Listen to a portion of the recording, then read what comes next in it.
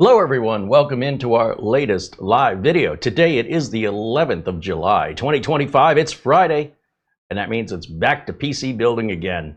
And we have, I believe, got everything we need now through a couple of unexpected obstacles that became, well, in the way of the path to completion, but we figured it all out, I think, and we found what I believe is what we need to finish the build. And this is just an example of a real build process where a lot of content, most content creators would edit out all of this stuff. You'd never know. They might mention it in passing. They might not say, well, the cooler we ordered was too big, or the power supply we ordered didn't work. You know, they oftentimes won't even mention it at all. And we're trying to be as clear and transparent and unedited, right? That's why we go live, we go unscripted, and we don't know ahead of time what's going to happen. Just like when you order a brand new part, this emulates real life. Unfortunately, we do have some viewers that don't want to see real life. Well, this isn't the right channel for them. They want to watch commercials. Let them watch commercials. For the rest of you, though, I appreciate that you guys get it. This is a real life experience that I'm sharing with you, unedited and unrehearsed. So, for example, I wanted to really get this cooler right out of the get-go, this G.SKILL liquid cooler that, so far as I could tell, G.SKILL didn't make it. It was just like it appeared to be a photoshopped image. But then our viewers let us know, no, that's a cooler and G.SKILL does make it.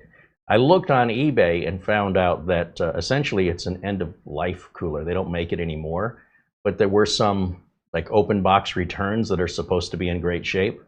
So we ordered it off of eBay and it arrived yesterday, just in time.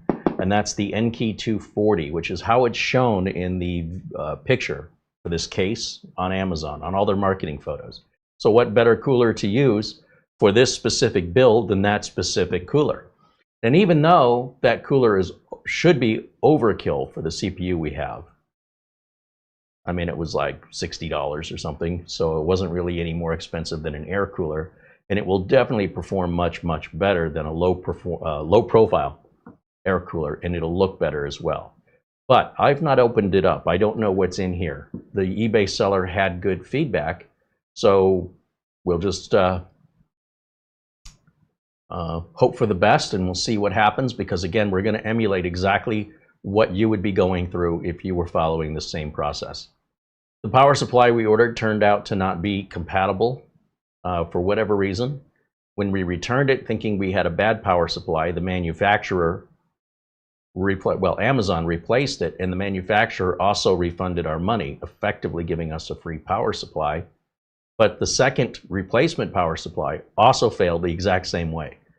It appears that the motherboard is drawing too much power than the power supply can deliver. And even though the power supply claims to be 500 watts, it does not appear to be able to deliver 500 watts to the motherboard. It's like it's split it in half. Like half of the power is going to the peripherals, and the other half, let's say 250 watts, something is being split, and then they're combining those numbers together to get to 500 watts. That's pretty normal in the power supply industry. However, without a kilowatt meter, without going through all the processes, I'm just trying to get a computer built. I'm not trying to help a manufacturer fix their power supply.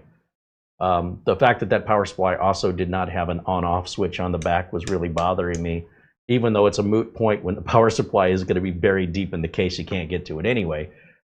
It's just a standard thing I expect these days. So the power supply company, ES Gaming, that we were working with, said they're adding the switch, and it'll be available with the switch on Amazon after July 15th. But on the other hand, that doesn't resolve the issue we're having. There's no way we got two bad power supplies that are bad in the same way. There's just no way. So I advised them that they could buy this motherboard and CPU that we're using, and they could emulate the problem themselves. My help with them is we're done. Because they've effectively refunded my money, there's no sense in me sending the bad unit back to Amazon. I'm not looking to make any money on this, so that will just go right into a recycle bin and we're done. Instead, we're going to use the Apevia power supply, which I've used in the Big Beast build and several other builds before. These, in my experience, last about 3 years. So I'm prepared for that. If it lasts longer, great. But these are not, in my experience, Apevia is not at the level of the bigger brands with reliability. However, if you get 3 years out of it, I think it's fine for what they charge for it. Seasonic version of this is twice the price, just so you know. So you want twice the warranty, you want to pay twice the price, you know, go for it. I still had lots of Seasonic failures, so I stopped using them. Why pay more for a supposedly better power supply when my experience's failure rate was higher than a competitor name brand power supply? So you won't typically see Seasonic on this channel. It's pretty unusual if I ever use one. And I do so sort of holding my breath, hoping I'm not going to go through the same processes I've been through with Seasonic. Now, they've been good about honoring their warranties, but yeah, I understand if a bad one here and there, but to have half of them that I've purchased go bad and to pay so much money for them, that if I would have bought a cheaper name brand power supply, I would have likely not had any warranty issue. That's just my experience and why I lean a certain way towards certain manufacturers. Your experience may be different. So I think we've got everything we need to complete the build. This power supply, we tested it last week. It works fine. We got the cooler off, and we're ready to install our liquid cooler, which hopefully when I open this box, it's all in there and we're not missing anything, or this could be another short trip. I could have opened the box and checked it before we go live, but that's cheating. You know, I don't know what's going to happen. I don't know what's in that box, and neither do you if you order parts that inspire, if my video inspires you. And you're like, oh, I think I want to get those parts too. It doesn't typically go like you watch in edited, scripted YouTube videos. Your experience will be different. Your experience will likely mimic mine closer than it'll mimic anybody else's. So, you know, there's entertainment and then there's education. And I'm not telling you which one you should value. I'm telling you which one I value. All right, let me say hello to everybody hanging out with us in the chat. Hello to all our members. A super shout out to our friend Buster. Peter Laycock sent a very generous Amazon gift card. Thank you so much, Buster. That was unexpected, and was it a typo? It was very nice. Thank you. Let's see who else joins us. Eddie Casanova says hello. Mark Gaines says hello. There's more joining us. Mark Gaines renews membership, now a member for 38 months. He says, look, I did a thing. It's been an honor to support this amazing channel and community. Thank you, Mark. It's so awesome having you here and having this amazing community that makes us so much more rewarding than just making the videos for the general public who don't support back. It's more than just the financial support, it's the kindness. And overall, the public kindness is about 80%, and the member kindness is at 110%. So as you can imagine from this side of the camera, how much I appreciate each and every one of you joining us in the chat. And of course, if people want to join us in the chat, become a supporting member so that we don't have to go to sponsorships and then read scripts that companies tell us what to say, when to say it, and how to say it, and have to preview it before you're allowed to see it. Because that's what all the big tech channels do. If they got over 1 million subscribers, I guarantee that's what they're doing. You got to pay the bills somehow. We're not shooting for quantity, we're shooting for quality here. So we really appreciate those who get it, and we thank you for supporting us as always, and more importantly, for your friendship. Buster says, hello, Carey, Mara, and Doug Betts. Oh, is Doug Betts in the chat? Hello, all the best from Bonnie, Scotland. Buster says, temperature in Edinburgh is 71 degrees Fahrenheit. That's 21.6 degrees Celsius. Oh, that sounds amazing. 110 degrees Fahrenheit here today and tomorrow. I think Monday it'll start to go below 110 for a couple days. So 71 sounds amazing. Let's see. I was saying hello to, let's see, Thomas MacT says hello, and Dustin Fuller. Andy W6AD joins us. David Graham and Gregory Howard joining us, saying hello in the chat. Big Sky Kodiak says hello, as well as Dazzle555, Mark Baggett, Dan Nilsson, and Bajan Guy. Welcome in, everybody. We've got a full house today. Love it. Larry G says hello.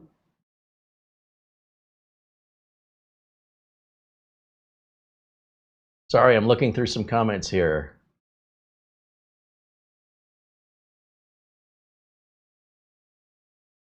Nick Caffrey renews membership, now a member for 18 months.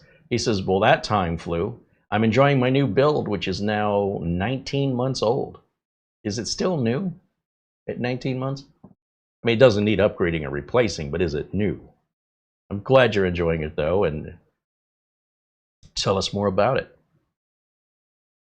Planet Cryos renews membership. He's also a member now for 38 months. He says, hey, hi, yo, hiya, hello, greetings. Hope everyone is well. Hot for upstate New York today, 91 degrees Fahrenheit. And it's humid. Yeah, that doesn't sound good either. But at least your AC feels better than mine does. Air conditioning works by removing humidity, and that's what makes it feel really, really cool, or much cooler. So if you don't have much humidity to begin with, then the AC has to work that much harder to make it actually feel. So in a way, the humidity is better, but you get used to it either way, I suppose. Let's see. Ron Barnish joins us, and so does Elijah52 Dickens. I think I said Mortant already, but if not, hello to Mortant. Luke Greenia says hello. Planet Cryos with a $2 super chat says, have a coffee on me or sip or two for this price. Right? And Nick Caffrey with a €10 super chat says, hello, Carey and Mara. I don't get to watch live so much these days. Life got busy, but it's good to be back. Well, we're glad to have you back. Thank you for coming back. Ben Laird says hello from Scotland. John Lewis says hello from Brazil.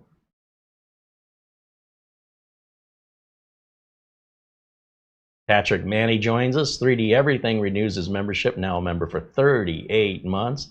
Hello, everyone, from a 96 degree Fahrenheit Sacramento, California. Oh, surprised it gets that hot up there. Dan Nilsson said it's rainy and 17 degrees Celsius here in Sweden. Oh, he's in Sweden. All right, Malmo, Sweden.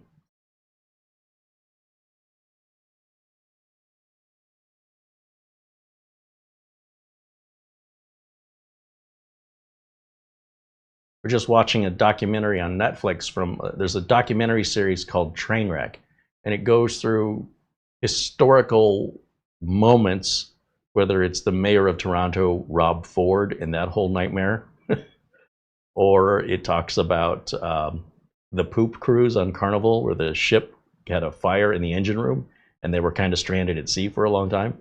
The most recent one they published was something I never heard of. It was a party in the Netherlands, in a city called Haarlem. I'm sure I'm not pronouncing that correctly, where some girl wanted to celebrate her 16th birthday, and she put it on Facebook and forgot to private that. And so it ended up getting spread around, and all of a sudden she had like 3,000 people on Facebook that were accepting the invite to her birthday party. And then she deleted that event invite, so somebody else republished it and said, no, we want this party. Put her address back on it, and every time it got taken down, it doubled in size. So when it got republished, then it went to like 7,000, and she got on the phone and asked the person who posted it, would you please take it down? This is like a serious safety concern. This is a little teeny tiny town. It's quiet. It's kind of like people with money live there, and nothing ever happens there. And initially the guy was resistant, but then she convinced him, he took it down. Well, then someone else said, oh no, we're having a party. They published it again, and then it went to 14,000. Every time they took it down, it doubled when somebody else put it back up. So it eventually got to like 30,000 people accepting the invite. Then they're asking city council, look, what are you going to do? And this was several years ago, and I guess there was a movie called Project X about a party getting out of control. Everybody just wants to have a good time, and they end up smashing cars and setting houses on fire, and became the Purge, you know. And they're like, it's a Project X party in Harem. And they were like, oh no. And then that happened. I never heard anything about this story, but it's real, unlike the movie that they were trying to, sort of be inspired by. Wow. So it's a great documentary series called Trainwreck on Netflix. Highly recommended.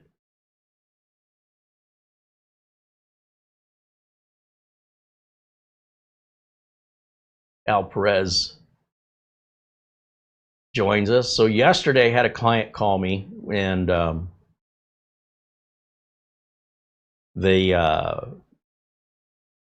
weren't quite sure how many computers they had, and when we initially started working together and inventorying them, they didn't think they needed to label anything. Well, whatever you want to do. I'm working with them remotely. So a couple weeks went by, and then they called me back and they said, where did we leave off? And I said, I don't know, you're the one there. And they said, oh, I should probably start labeling these. Okay, so let's start over again, because we don't know what's what anymore. And it turns out, after 6 hours on the phone, they have 20 computers, 8 of which are just standbys. So really what we learned was 2 of them are too old to have Windows 11. So those are going to come back here for upgrades.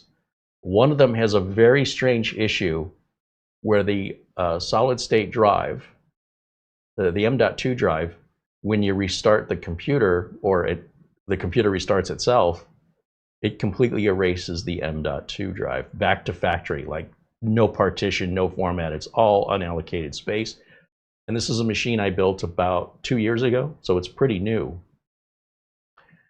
And I sent them a nano KVM so I could get into it and have them make a Windows 11 USB, and I reinstalled Windows 11. It sees the drive, the BIOS sees the drive, it repartitions, reformats, and we were done for the day. That person had actually stayed late, and I said, well, I can take it from here now that we've got Windows 11 reinstalled. I'll put the drivers on and I'll do the updates. And in 2 minutes after they left, I lost access to the computer. So long story short, when I was able to have them plug the little nano KVM back in, it was back in the BIOS, and the hard drive had completely reset itself again. Not the hard drive, but the M.2 SSD. I have no idea how that's even possible, because obviously it was completely wiped clean when we reinstalled Windows 11. It's a brand new build, fairly new. And I've never exhibited this behavior before. And I said, okay, that's a special one. I need that here on my bench. And we're going to make a video in the future demonstrating it so you can see it live, because I've never seen this problem before. My guess is likely something's going on with the M.2 drive. And unfortunately, the M.2 drive, I'm just seeing a model number. I'm not seeing a make and model. Like, I don't know who makes it. It's one that I've used, so it's one of the brands I have a good experience with up until now. But this has got to be a see it to believe it situation, because I don't know if somebody got into that computer and did something, and maybe something's grounding or shorting, or if in fact they just got a flaky M.2 NVMe. Doesn't make any sense. So when I have it on the bench, we'll make it make sense. So that'll be 3 or 4 weeks maybe, and we'll have our hands on it. We'll be able to go through that diagnostic and repair it, and then after that, return it back to the client. And then the other 2 machines they have that are older, we can upgrade those, so that's more future content once we get our hands on them. And then, yeah, that was a full day yesterday, all day with that client. And I'm glad to have gotten it done in one day, because we were doing it 2 hours at a time, and it was taking a long time. So we got through all 20 computers, of which they use about 8 of them, honestly. So I don't know what they're doing with these other 12. But we know 3 of those 12 need to come back. 1 of those 12 is an archive, and about 8 of them are just like for future growth, or they're spares, I guess. The business got really big, and that's why they have so many computers. And in the business this year, business had to tighten their belt a little bit and reduce the staff. And as a result, they've got more computers than they have staff. But the idea, I suppose, is that the business will again get busy, staff will return and they're already ready to go with working computers, with Windows 11, et cetera, et cetera. So that's why there was no show yesterday, if you were wondering. And yeah, try updating 20 computers sometime. See if you can do it in a day. I challenge you. Although in all fairness, we didn't update all 20, but we did have to sort of touch on them at the very least. At least 5 or 6 of them were already done. So it was still a lot. Al Perez says, did the username change again? You know it. I don't see the @ symbols in front of your names anymore. Interesting. Very interesting. I didn't even notice that. Good catch. It looks like they did. You gotta love YouTube. You know, when everything's working fine, they just gotta screw it up.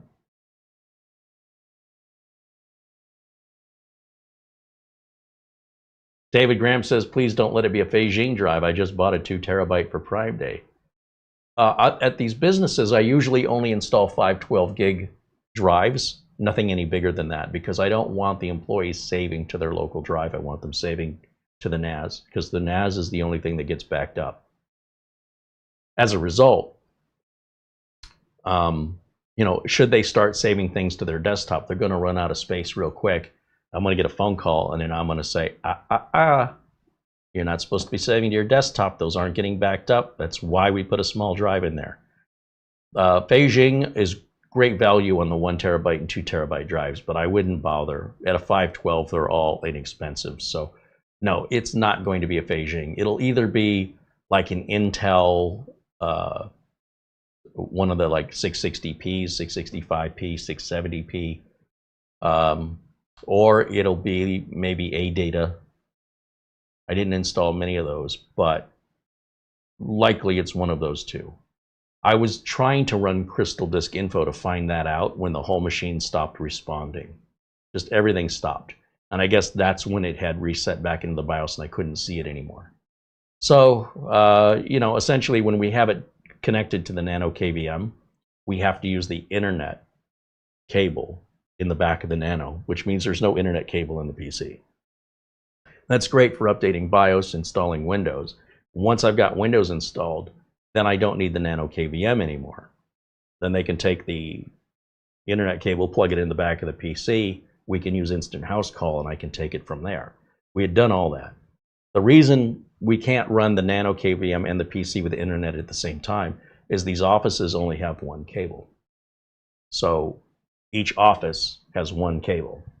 And in order to split that cable, we need a splitter, which means sending them a network switch, which means they also have to plug it in for power, which means they also need an additional cable to go from their main cable into the switch, and from the switch into the Nano, and from the switch into the PC. That's 3 more cables, plus a power cable, plus the device.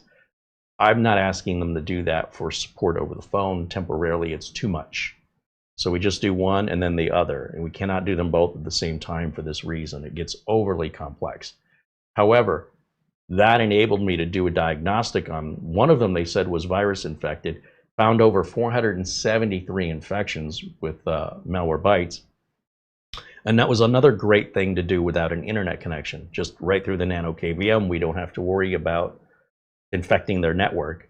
I can look at it safely, run the malware bytes that was already on it, and you know, it found 473 potentially unwanted programs is what they were. And I went to MS Config and I saw a bunch of stuff in startup that didn't belong there.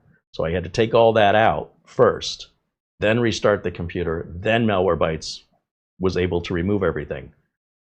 Then reboot it again, do a very thorough scan with Malwarebytes, says it's clean.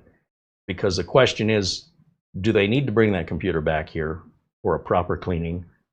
Or, you know, could I reinstall Windows 11 remotely, like I did on the other one? Or can we just clean it and put it back into service? They had a particular employee at this company that just clicked on everything all the time and was a very much a nightmare to support and tell the business owner, you got an employee, look, I don't know this person, they might be super nice, but they're the only problem you have with employees in this office. From my perspective, I'm cleaning up after them constantly, and they are jeopardizing your business and everybody's job here because they're so, they just seem to get into things other people don't get into. I don't know why. I don't know why they think it's their computer that they're allowed to do that. I said, it's your business. I'm just telling you, it's for you to stop it. This is never going to end. Whatever this person's doing won't stop. And it's jeopardizing your business.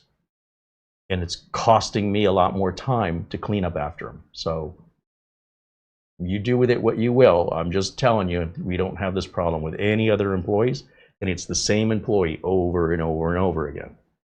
So 2 of those computers were run by that employee, and they were both massively messed up. Needed a lot of cleanup. You know, you go through installed apps, and there's just all kinds of stuff that nobody sanctioned this. Nobody said it was okay. They're just, I don't know. I don't know what they're thinking. They're just acting like it's their home computer. And I told the boss, I go, man, if you don't put your foot down here, it's just a matter of time. There's only so much I can do. So that was a long day yesterday. That employee isn't there anymore, but they were talking about hiring that employee back. And I'm like, I hope you don't. Again, I don't know them. I've never met them. I'm just telling you, the amount of time I had to spend cleaning those computers was far, far more time invested than any of the other computers. And they all had one thing in common, that employee. So that was fun. David Graham with a $2 super chat. He says, write a batch file and toss the CD and update all 20. What's he talking about? Oh. No, we're not talking just about Windows updates. I mean, we're talking about deleting temp files, looking through the startup config of each computer, doing Windows, Microsoft Office updates. Many of them have missing updates in Microsoft Office. Well, Chrome does update itself. We update Chrome just to make sure. I run disk cleanup. I run, you know, I look in MS config. I look at the startup, make sure I see everything in there. I look through the apps to see if anything doesn't belong. I make sure the network is working properly, that the map drives are all there correctly. On one of the machines, somebody reset the computer without my consent, without even including me into any diagnostic. They reset Windows. And when they reset Windows, they lost everything. They lost drivers. They lost even their video resolution. They lost malware bytes.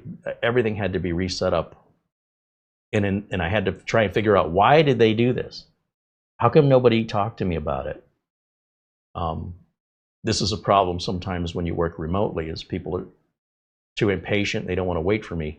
And instead, they just try and fix it themselves, which, you know, to a certain extent is fine, but you got to know where you're crossing a line. And they probably took something that could have been fixed in 5 minutes and turned it into a 2-hour repair, because everything had to, it was like setting up a whole brand new computer all over again. They wiped out all the other work I've done. And yeah, I'm pretty upset about it, because why? Especially since no one ever told me there was a problem, and I did not advise them to proceed this way. They just decided on their own. So again, I talked to the boss. I said, you got some employees here that are, absolutely, there needs to be, you got to put your foot down. You got to say, you guys can't do this. It's jeopardizing the company. It's costing you money. And I'm sitting here having to work 4 times harder to undo the mess that they made.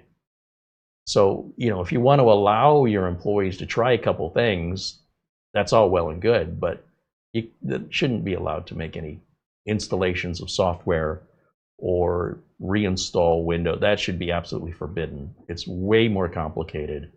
And I said, you know, it's your company at the end of the day, but if I keep having to work this hard, your retainer price is going to double. I'm going to tell you right now, I am not paid enough for this. What I'm doing is maintenance, updates, backups. And that's assuming everything's fine. And if you have any support issues, you call me. That's what our contract is for.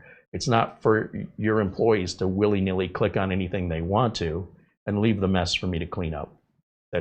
I can add that to the retainer and charge for that if you want me to. But I'm not doing that for free beyond this time. I'm going to correct it all. I'm going to tell you who the problem is, you know, which computers are in a certain position that they shouldn't be. And then I don't know who runs these computers. I don't know who had their fingers on them. I don't even know if they still work there. But you probably won't want to hire them back. I'm just saying, you take the information, you do with it what you will. There's going to be one of two solutions. One, you like these people and you want to bring them back, you go right ahead. Watch your retainer go up if they continue that behavior. I'm okay with it. I'm okay with getting paid more. I'm okay with dedicating more time to your company more often, if that's what you want. But I'm trying to save you money, and I'm trying to keep everything secured. And your employees, some of your employees are working against me. So maybe just get rid of me entirely if that's what you want to do. Anyway, so I gave him some options, and we'll see what ends up happening.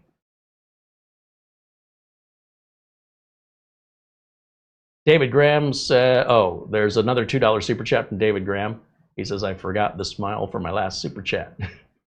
Mats Olof joining us from Sweden. Welcome into our good friend Mats Olof there. Lou Greeny, of course, hanging out with us from Vermont.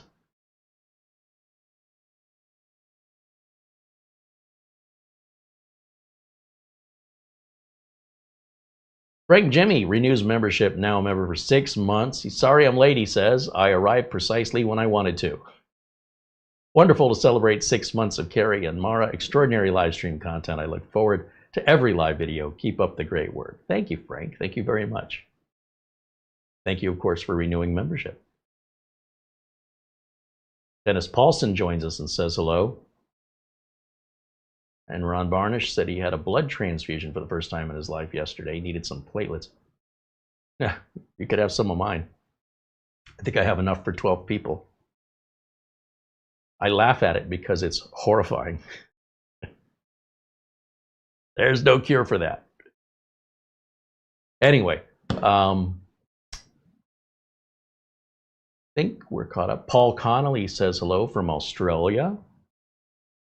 And yeah, we're good. All right, so I suppose we could get back to work, huh? Is it that time?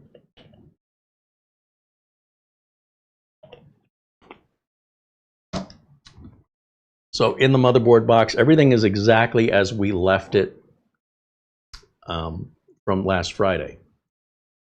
And as you can tell, well, it is possible for us to get parts overnight. Something like this that we order from eBay is up to the seller.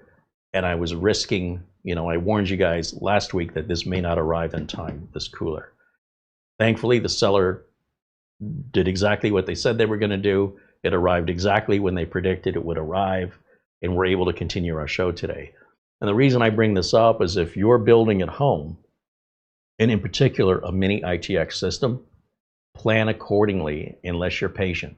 I'm patient. As far as this goes, I don't care if this takes me 6 months. It's fine with me. It does get a little frustrating having to redo and undo work I've already done, but it's little work. So we know this power supply works. We know that's definitely going in there. But the thing I'm most curious about is this cooler. So let's unbox it together. Let's see if we got a good seller here, which I do believe. I mean, honestly, if I didn't think they were a good seller, I wouldn't have purchased it from that seller. I don't mind spending $10 more if it reassures me that the seller has a good rating and a lot of feedback. That's all very positive. For that peace of mind to reduce the odds. Because again, if you're doing this at home and you're looking for cheapest prices, you're probably going to have more issues, which ultimately is going to take you longer and cost you more in the long run. Yeah. And Mara tells me we've got an email to read before we get started here. Thank you, Mara. All right, let's see. Emails. Oh, Ben Laird sent us an Amazon gift card.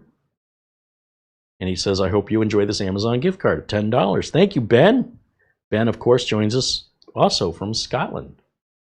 All right. Time to unbox.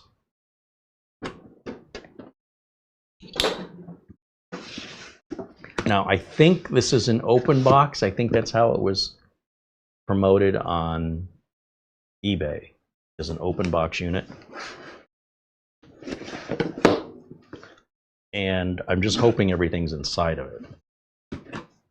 Because apparently G.SKILL hasn't made this in a long time, I'm sure we have no warranty left on it. And I'm just hoping everything's okay with it, or guess what? There's going to be a part 5. I laugh because otherwise I would just cry. But Mini-ITX systems, if you're going to build them, I guarantee you're going to struggle with it. Just be prepared. If you're not prepared to struggle, do not build a Mini-ITX system. Oh, everything looks really good in here. I mean, nothing's in plastic, so, you know, it's definitely been taken out of the box. As long as we have our mounting hardware, that'll be my next challenge, is that we have everything we need to mount this to the motherboard.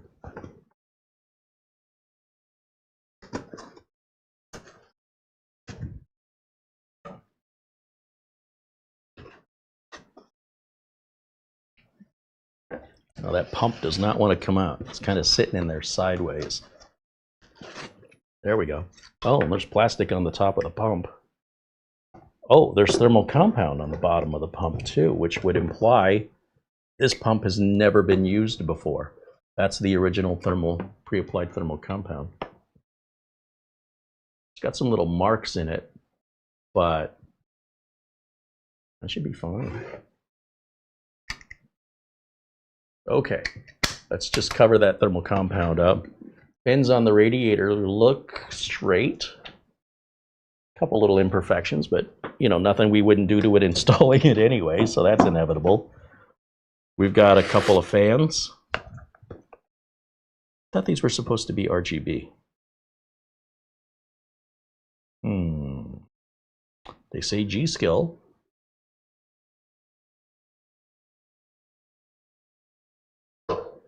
You know what? I'd have to go back to the Amazon tape. You know, let's take a quick look. In the video notes below this video, we have links to all the parts we're using today.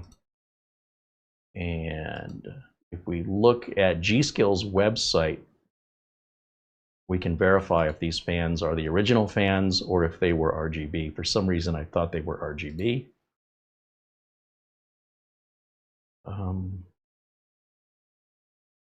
Yes, that looks fine. Oh, no, those fans are not RGB. Okay. Okay.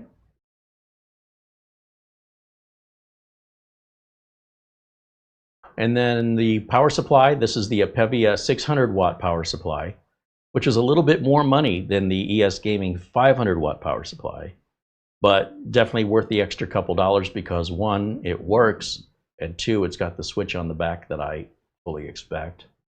And we have used this brand before, and again, they've not proven to be the most reliable, like buy it once. But on the other hand, we're getting about 3 years out of them, and if we get 3 years out of it and it fails, I would expect nothing better than that. And if it does better than that, well, that's icing on the cake. I'm okay with it if it lasts 10 years. But my experience has not been that. But it also hasn't been so bad that I'm not willing to use them again. I mean, it's reflected in the price. So if we wanted to look up a small form factor or an SFX, just to give you an example, Seasonic, whoops. So that SFX Seasonic. Also, today's the last day of Amazon Prime Day deals. So if you're looking for something on sale, this is your last day to look if you're an Amazon Prime customer. So yeah, Seasonics is twice the money here. $100, 650 watts. Now, this does have an 80+ gold rating. I don't know that the Apevia does. And this has a 7-year warranty. So I could buy 2 Apevias for the price of this. And granted, maybe I don't have the power efficiency rating and I don't have the extra 50 watts. But my experience has been Seasonics have died on me more frequently than other brands, so I don't think it's worth paying the extra money because what I'm getting and experiencing is not equivalent to that price. Now, if my experience was when I buy these, I never have to replace them, then I would easily pick that, no problem. But I'm not going to pay more and just suffer through the same problems. In other brands, you can see, you know, Be Quiet, you're looking at $150 for an SFX 600 watt. Thermaltake's 1000 watt. We don't need 1000 watts, but you'll see that's $200. 7-year warranty on that. And yeah, so when it came for choices here, here's a modular small form factor power supply at $80. I couldn't find anything better value than Apevia except ES Gaming, and the ES Gaming turned out to be costing us way more in time with a return and testing another one, and then having to then,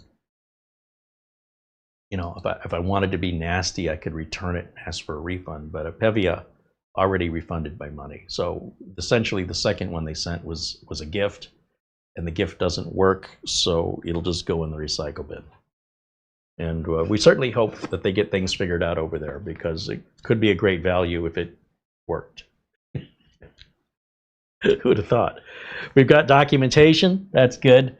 And then one last thing here in the box is this box here, which should be all our mounting hardware. It looks like it's never been opened. So I think maybe this was a unit. Somebody either opened it and returned it for some reason. Oh, there's something else in the box there. Oh, probably a warranty guide, which is a ship long since sailed on this guy. So I'm going to just set the box down here. And I know for a fact that that is going to fit in this case. And it'll look good too. Yeah, we got to make sure we keep our warranty guide, because, you know, we might go back in time. All right. Well, I was hoping for the best here. I really wanted to open that box and make sure everything was in there before we started today's video. And then I thought, well, what if something's wrong? You know, that would be great content. Not great in real life, but great for you to live vicariously through that it's not your problem. But thankfully, everything looks good. So let me just move this over here. And let's take a look at the components inside. Now, I don't have to worry about compatibility with the AM5 socket. All the AM4 coolers will fit. Whether or not they cool appropriately depends on the chip. But the cooler itself, unlike Intel, AMD's AM4 and AM5 use the same spacing for mounting the coolers. So all the old coolers will fit. It's only a question of, you know, like if it's an air cooler, for example, will it provide enough cooling for a modern AM5 chip? Some do. We did have an AMD stock cooler that was doing the job, but it sticks out too far and we couldn't close the side panel. Oh my gosh. This is a Threadripper mounting kit. Is there such a thing as a Mini-ITX Threadripper? Well, I guess you don't have to use this cooler in a Mini-ITX. But 240 millimeters seems like it'd be not enough to keep a Threadripper chip cool. That's weird. Okay, I'm gonna buy a $5,000 CPU and then I'm gonna cool it with a $70 cooler.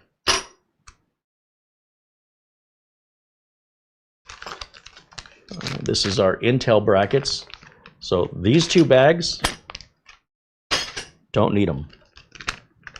Here we've got, it's a bag that says accessory on it. And this is the bag that says AMD set. That's what we want right here. Now thankfully in this bag, they've added another bag that was in the box, that was in the other box that was shipped to me in a box. I just love how we're really worried about our ecology, he said sarcastically.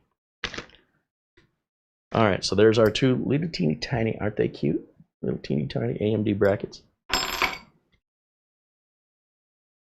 Now, I want to go back to the product page for this case because I want to take another look at the marketing photo. I believe they've got the hoses coming out of the top. And then these hoses down here on the block, I think, are they facing the RAM? Just by looking at the pictures is where I get my inspiration. If it was good enough for the marketing company to take a photo of it that way, then according to their psychological manipulation, that is the most attractive way that cooler can be seen. That's how I want to install it. So since we have the cooler in the case in the photo, we can replicate what the marketing company did. Let me jump back over to my video notes and let me pull up this case, which is a G.SKILL Z5i. Now this case has been around for 3 or 4 years. I'm even surprised they still sell it. It's not a very good case.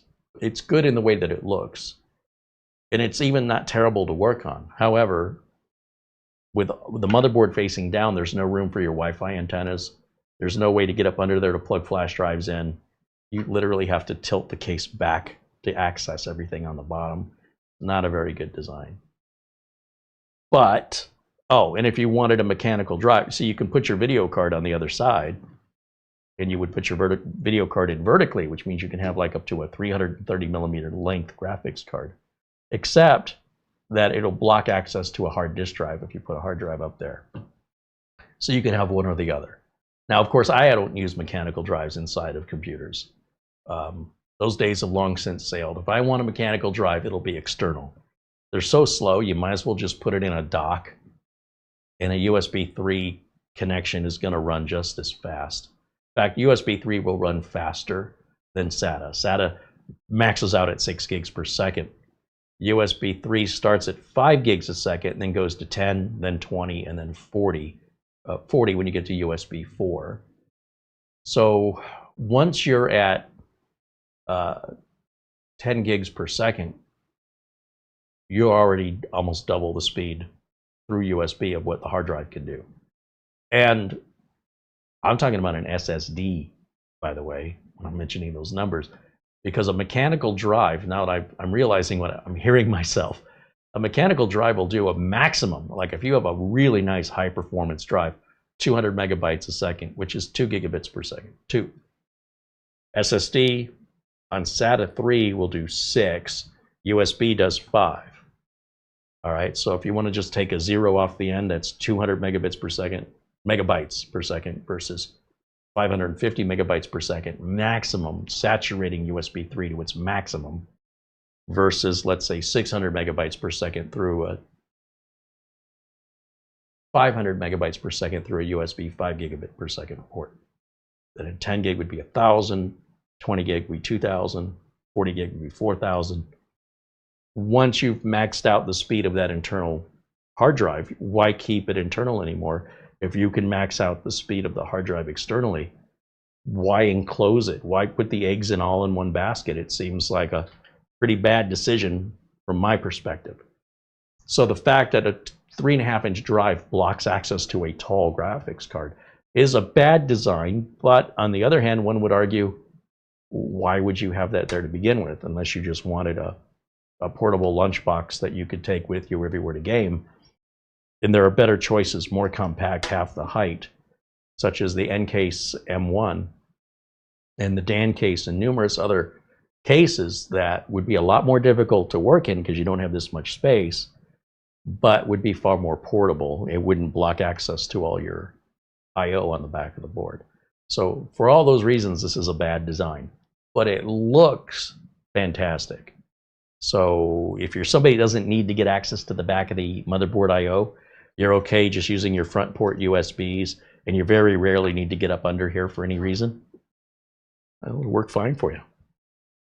I just like to have options, and I don't like that they were taken away in the name of vanity, and the price tag represents that. So if we go take a look at the Amazon page for this and take a look at how they put the cooler in, it looks like the hoses are coming out from the left side. This is interesting because the GSkill logo is only upright if the hoses are on the right side, and in the photo they're exactly opposite of it.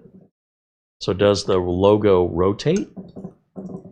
That is a permanent logo. So if I show you the logo face up, you'll see the hoses coming out of the right, but in the photo, the hoses come out at the left towards the back of the case. If I mount this water block with the G.SKILL facing upright, then my hoses will come out on the other side. Let me show you. Take a look at what I've got in my hands here.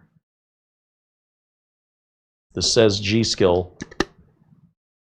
So if I mount that against the motherboard, right, I'm going to turn that and place it so it's facing upright. My hoses are coming out over here, but the photo shows it facing upright and the hose is coming out over here. So that means either they were rotating, maybe the top can be rotated, or they did some manipulation to the photo, or I'm not seeing something. You guys see something I don't see? I want it to look like the photo. That was all done on purpose. The marketing company didn't just say it's fine wherever the hoses are. They wanted the hoses a certain way to get a certain look to take that picture that would be used to entice people to buy the product. It's all manipulation, psychological manipulation, to make the product the most appealing as possible.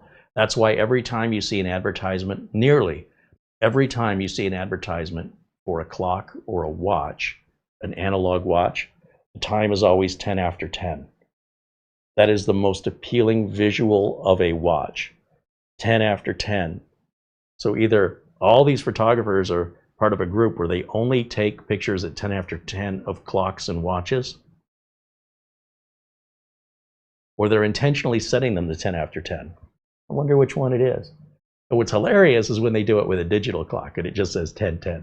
That doesn't have the same visual appeal, but like the photographers are like, they're taught. They always set it to 10 after 10. And then when digital clocks and watches became common, some of them kept that methodology, which no longer holds any advantage on a digital clock. It's a fun observation if you're paying attention.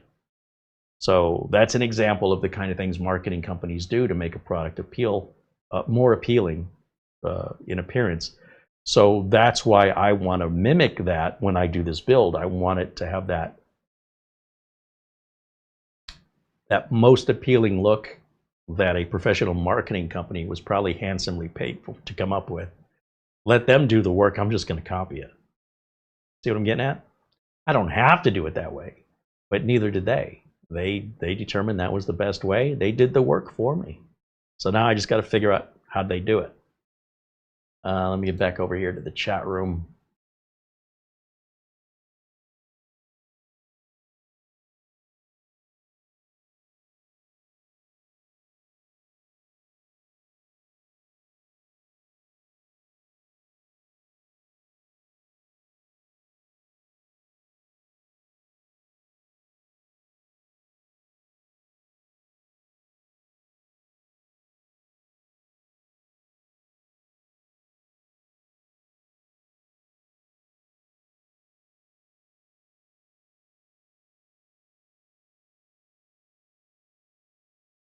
Okay, I think I'm caught up over here.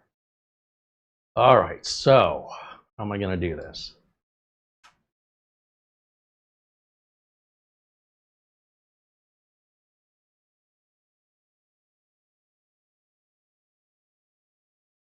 Let me look back at that marketing photo, those marketing photos again, and see if I can get another angle.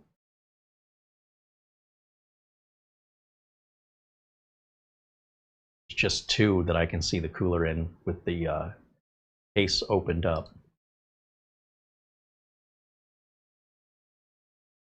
Yeah, they're kind of the same, actually. I think they are the same photo, just one shifted a little to the left. So I can't really see up there, but what it is showing me, the hoses are at the top, and the fans are going to go on this side. Okay. For me to mount this the way they're showing it, I would have to rotate. They're definitely not rotating the hoses. Let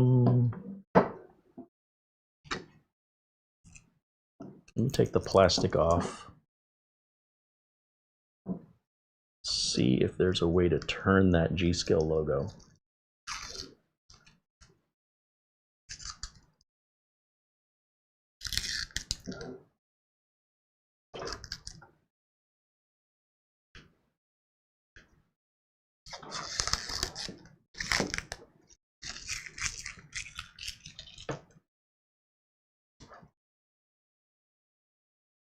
Just checking to see if the whole thing rotates. I got nothing. I got nothing. Put a lot of plastic wrap around this. Oh, it's even notched. Interesting. Interesting. My concern is if I take the screws off the top of this block and rotate the lid 180 degrees, will it let any liquid out? Am I breaking a seal? Let me take a look at the documentation just to see if it advises in any way that that GSkill logo can be rotated. Such a silly thing, but it's all about the aesthetic. You know, the fact that the case is so inconvenient to access I/O is because of the aesthetic. The reason that, you know, this case costs as much as it does is bending that glass in manufacturing and having to have two opposite sides is a very expensive process. You wouldn't have that on a steel case for business. In fact, you wouldn't have it on a lot of mini ITX cases that are meant to be portable either, because you wouldn't want the added weight.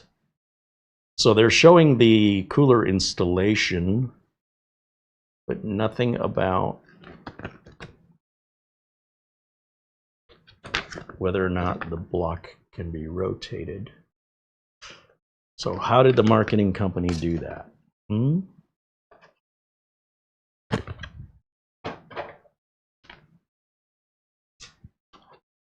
How did they do that?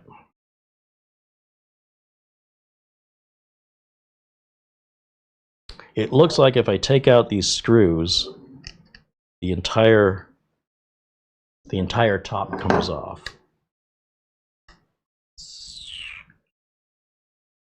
And then we have a wire coming out of the, well, it's got to power the pump and it's got to power the RGB. So we have ARGB. So we got these wires to contend with. And here's the thing, if we go back and look at this video, this photograph, let me just look at it one more time. I didn't see any other wires. All I saw were the hoses. I'll bet you that's why they have the hoses coming out of that side, so that you can't see the wires. I'll bet you.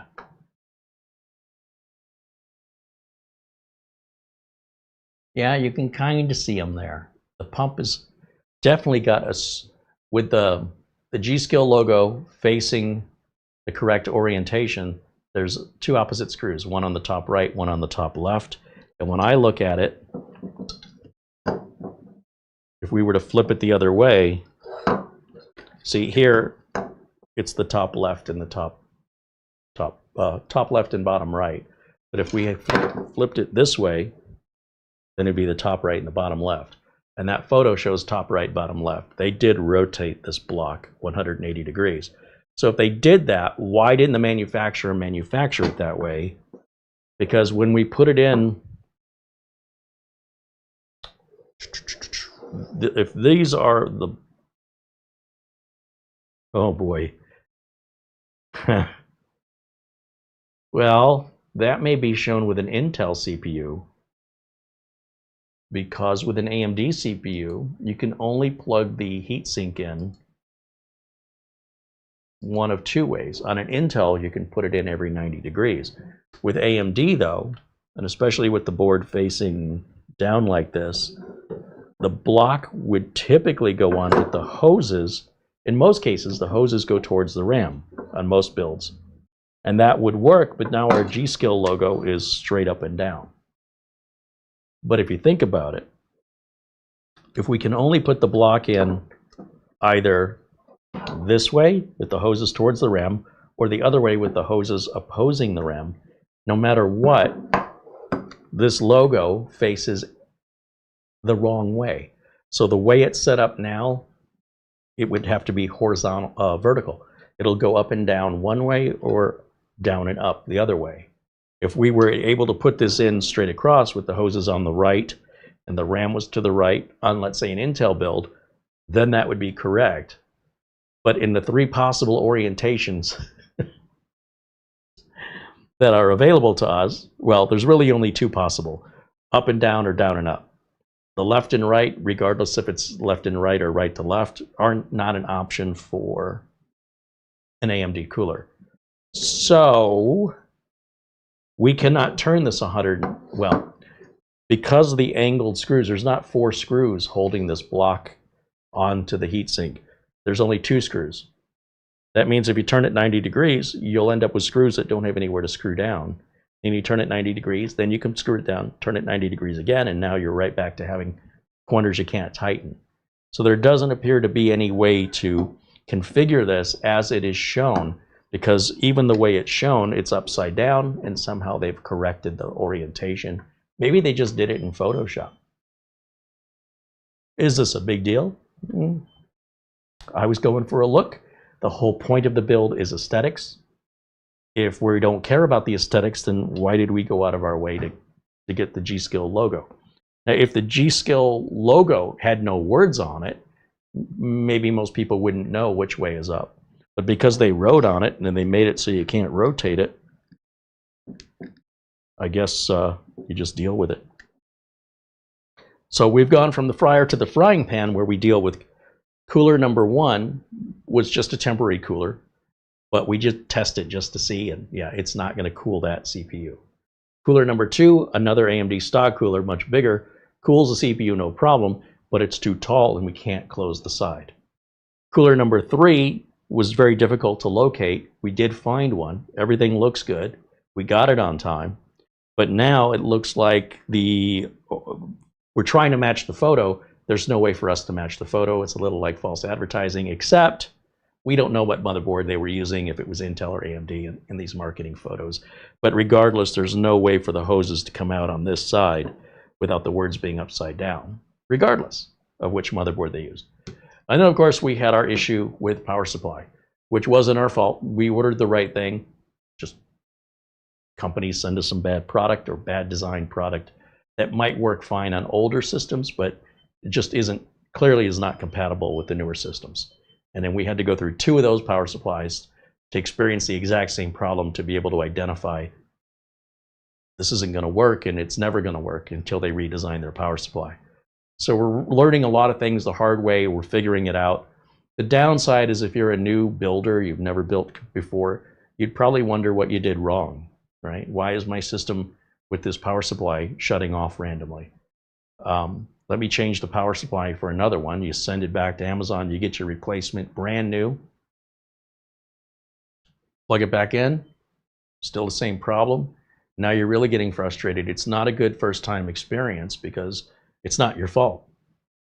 And you think it is because you don't have the confidence of a builder and you don't have the technical expertise from experience. And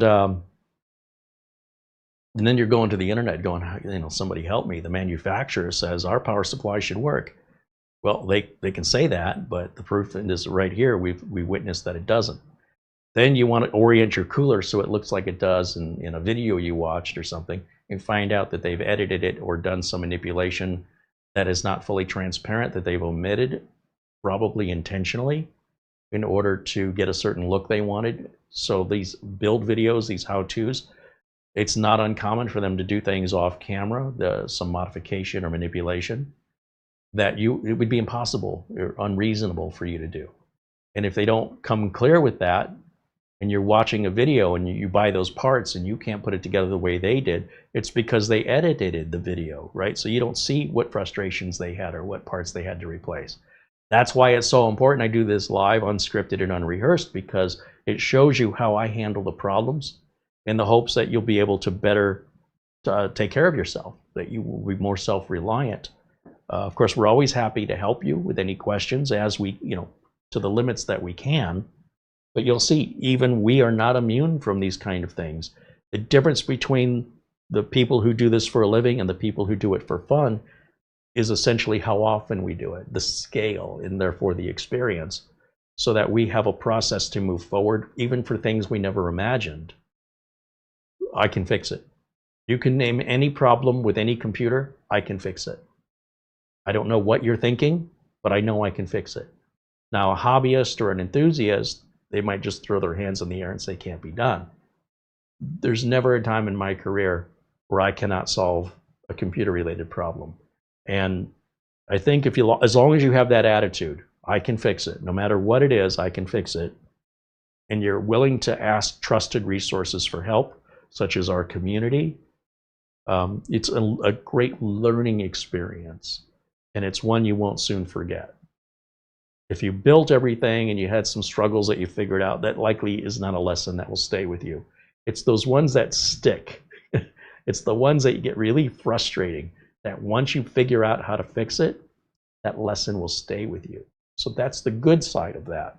Try to keep that in mind. It's time for learning. It's not time to throw it out the window.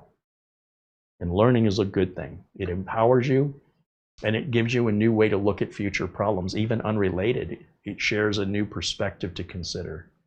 That once somebody brought that perspective to your attention, you can never unsee it. So in the future, at some point, because that lesson will stay with you, if you encounter a similar situation where you're frustrated, it might occur to you, remember how you just changed your perspective and the answer became clear. That might solve other problems in your life as well. Sometimes all we have to do is change our perception, change our perspective, look at it from another angle, and all of a sudden, there's your answer. And as professionals, that's what we have to do. We have to keep looking at it from every angle possible, and we have to separate what's improbable from what's likely. And we always deal with what's likely and common first, because we don't have all day to play around with theories. We want to work on experience. And the more experience you get, and the harder that experience is to get, the better you're going to be in future diagnostics and repairs. There's no shortcut. And if you build a computer and everything goes fine, you didn't learn anything. You just had an experience that verified what you already knew. That's all it was verification. That's fine, but you're not growing. So don't look at computer problems as a pain. Look at it as an opportunity for you to learn something you don't know. Because if you did know it, you wouldn't be having that problem. All right, that's all I'm trying to say. We all get there. None of us are born with this knowledge. And a lot of what we handle in professional work is more attitude than it is anything else. We are going to solve it. We're going to do it as quickly as possible. We're going to do it right the first time. And we're going to, try and save our customer money and not oversell them things that they don't need. And we're not simply going to always nuke and pave every problem we get, because then there's no skill involved in that. That's just wasting time. And honestly, you could hire some kid off Craigslist out of high school that can nuke and pave. There's no skill involved there. So to be able to identify and diagnose and repair or replace, as the case may be, individual components that you can positively identify as bad, or test to positively identify as good or bad, is a system of basically elimination. It's a process of elimination. And so when you verify parts that work, you're left with eventually the parts that don't. It's very simple, but it's something like riding a bicycle is also very simple. But until you actually get on a bike and learn how to balance, it's very hard to explain it. You have to get on the bicycle and it'll come to you. The world will communicate with you in a way that people cannot. The universe, the gravity and physics. Anybody who's learned how to ride a bicycle knows what I'm talking about. Same with playing a piano. You're going to have to just keep playing it, practice. The more you practice, the better you're going to get. It's pretty much the same with everything in life. All right, so let me get back over to the chat room here. See what you guys are saying. Luke Greeny says, I hate networking issues. I'm dead sick when it comes to this kind of stuff. I hate the unknown. Yeah, well, there's a good way to unhate the unknown. Make it known. If you can identify where your weaknesses are and it bothers you, work on that. Patience, understanding will lead to you offering to fix other people's networking problems. And what you'll say is, networking problems are easy. As you gain that experience and that confidence, you'll have my attitude, which is networking is really easy. It truly is. So let that be your inspiration. Gilberto Colazzo says, Murphy's Law should always be considered. Yeah, a friend of mine would say Murphy was an optimist. Let's see. Gilberto says, I'm thinking of getting RoboForm, the reporting frustration with it. This reporting frustration with it is disappointing. This reporting frustration. RoboForm's fantastic, by the way. There's a discount. It's 60% off for our viewers. If you go to roboform.com/Carey, no coupon code is needed. In fact, let me take you over there. Let's go take a look at it together. It's been a while since we've talked about it. I've been using RoboForm every day for the last 20 years or so. I don't know how I'd live without it. So let's just bring up a browser and let's go to RoboForm. Trying to type with the keyboard this far away from me is a little difficult, so bear with me. /Carey, C-A-R-E-Y, enter. And that takes you to, well, it says 30%, but it should be 60% now. Grab the deal. Let's see if it changes it in checkout. Special offer, 30% off. No, this is supposed to be 60% off. I'm going to reach out to the folks at RoboForm because they told me if you're a brand new customer, you'll save 60%. So either they didn't see that through. I haven't checked it. I just took their word for it. We just talked about this last week. Or there's a special condition, but my understanding was as long as you're new to RoboForm, 60% off. So, but let me talk to them and find out why. 30% has always been the offer. That's been the offer forever for new clients. But they told me they were doing 60 now. So I'll reach out and find out what's going on there. And I'll have an update for you on that when I hear back. It is Friday, so I may not hear back till Monday, just so you know. But once I hear back, I'll let you know, and we'll figure this out. It wasn't my idea to raise it to 60%. It was their idea, so don't expect it to not already be there. But, you know, maybe they forgot. Let's see, what else you got in the chat room? Bill Sony says, this last year, I've had a hard time with RoboForm, keeps losing login passwords. Why does it do that? I've never heard of such a problem in my life. I've never once had RoboForm lose a login password. So you'd have to be able to demonstrate that to me. And of course, RoboForm has great support if you email them, but be prepared to give an example. I don't know what else to say. All the RoboForm passwords are stored in RoboForm. They don't go anywhere. They don't get lost. So I have no idea what you're doing, but it doesn't sound like you're using it correctly. Passwords just don't go out of RoboForm. It's just not a thing, and it's not even possible unless you're physically deleting them. There's some education issue happening here that I can't even imagine how you're making that possible.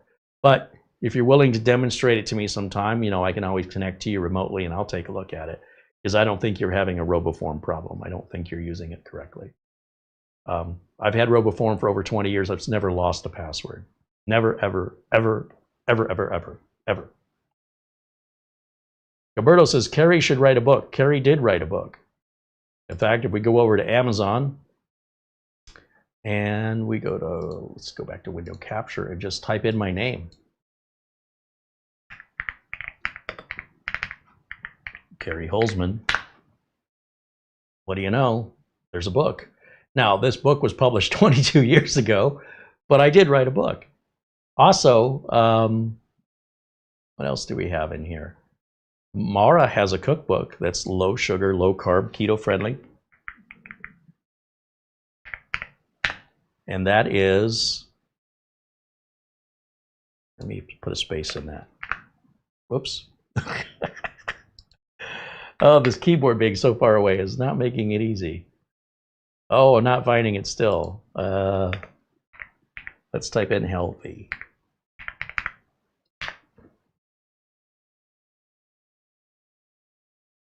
Okay, well, maybe I just have to look under books. Would that make it easier? Books. Show me books. Okay, well that's great. That should not be that difficult to find. Mara, you might have to do a little work on your Amazon page because it's nowhere to be found. Oh, great. Let's just say, I'll go find it. Can't believe healthy. Maybe that'll pull up the book. Ah, there it is. Do not buy the Kindle version. Do not buy this. It's all, Amazon's got the whole formatting screwed up. And Amazon raised the price. We set the price to be the lowest we could set it at $17.99, I think. And then Amazon decided for some reason, after a week of that, I guess it was costing them more money than they thought. And they raised the price to $25.50, which is really upsetting. But I think it's the size of the book and the quality of the paper that raised the price. So this may be something else, Mara, that you need to change in order to bring that price back to 20 bucks or less. I've already been trying to do that. They won't let you change it? They won't let me. Well, anyway, we're both authors. It's low carb, sugar-free, and vegan. There are vegan options in there. It's not all vegan. Yeah, vegan and carnivore. There are vegan options in there. I am in the middle of also, I have a lot more recipes, like I just shared a couple yesterday. And I also just created one today that I think will add, I'll add to the cookbook. If anybody's interested, there's cinnamon chocolate chip cookies. No impact, meaning no impact, no dietary impact, low carb, sugar free, and they're vegan. No impact to your blood sugar if you're monitoring that. So reach out to me. I'll be happy to send it to you. I'm putting together a post right now that I can put on Instagram, stuff like that. But if you're interested, reach out to me, and you'll get it before it's in the cookbook. And that's how you would reach out right here, showcasecreate@gmail.com if you want to reach out, or for any channel-related subject matter or assistance. This is the best way to reach us. If you don't receive a response from us within 24 hours, you likely misspelled our email address and we never got your email. And of course, we have the email address down in the video notes below as well. We do like hearing from you guys, so don't hesitate to reach out and say hello. And let me get back over to my chat room over here.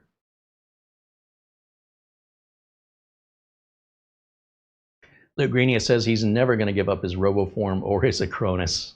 Yeah. I've been using them for years. And, well, I'll just let my actions speak louder than my words.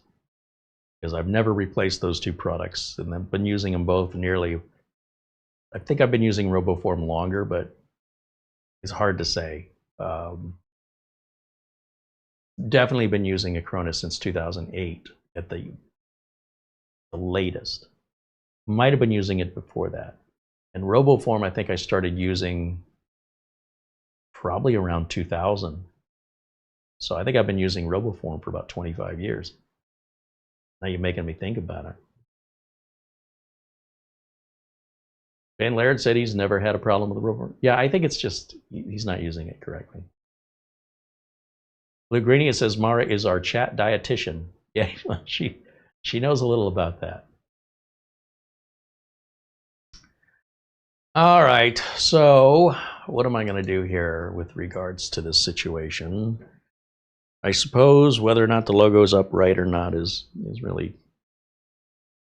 not that big of a deal. Just paying all this money and waiting all this time to do it right. And then there's only so much I can do.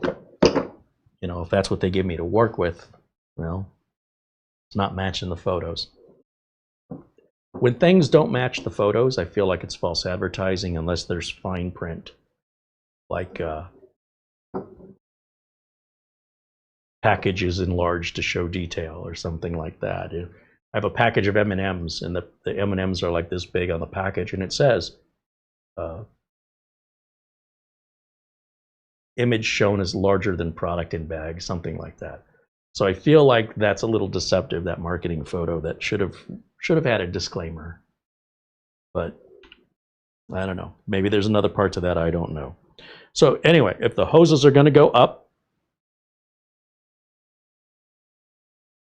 just seeing what if the hoses went down, would that make it? No, because we're still Regardless, we're still going to be vertical, so it doesn't matter. The text will be vertical. Okay, so the hoses go up, the fans go on this side. Let me just imagine now, do I want the wires coming out of here? No, because that's towards the glass. I want the wires going over here. Now, why not put the fans in this way? This is ugly.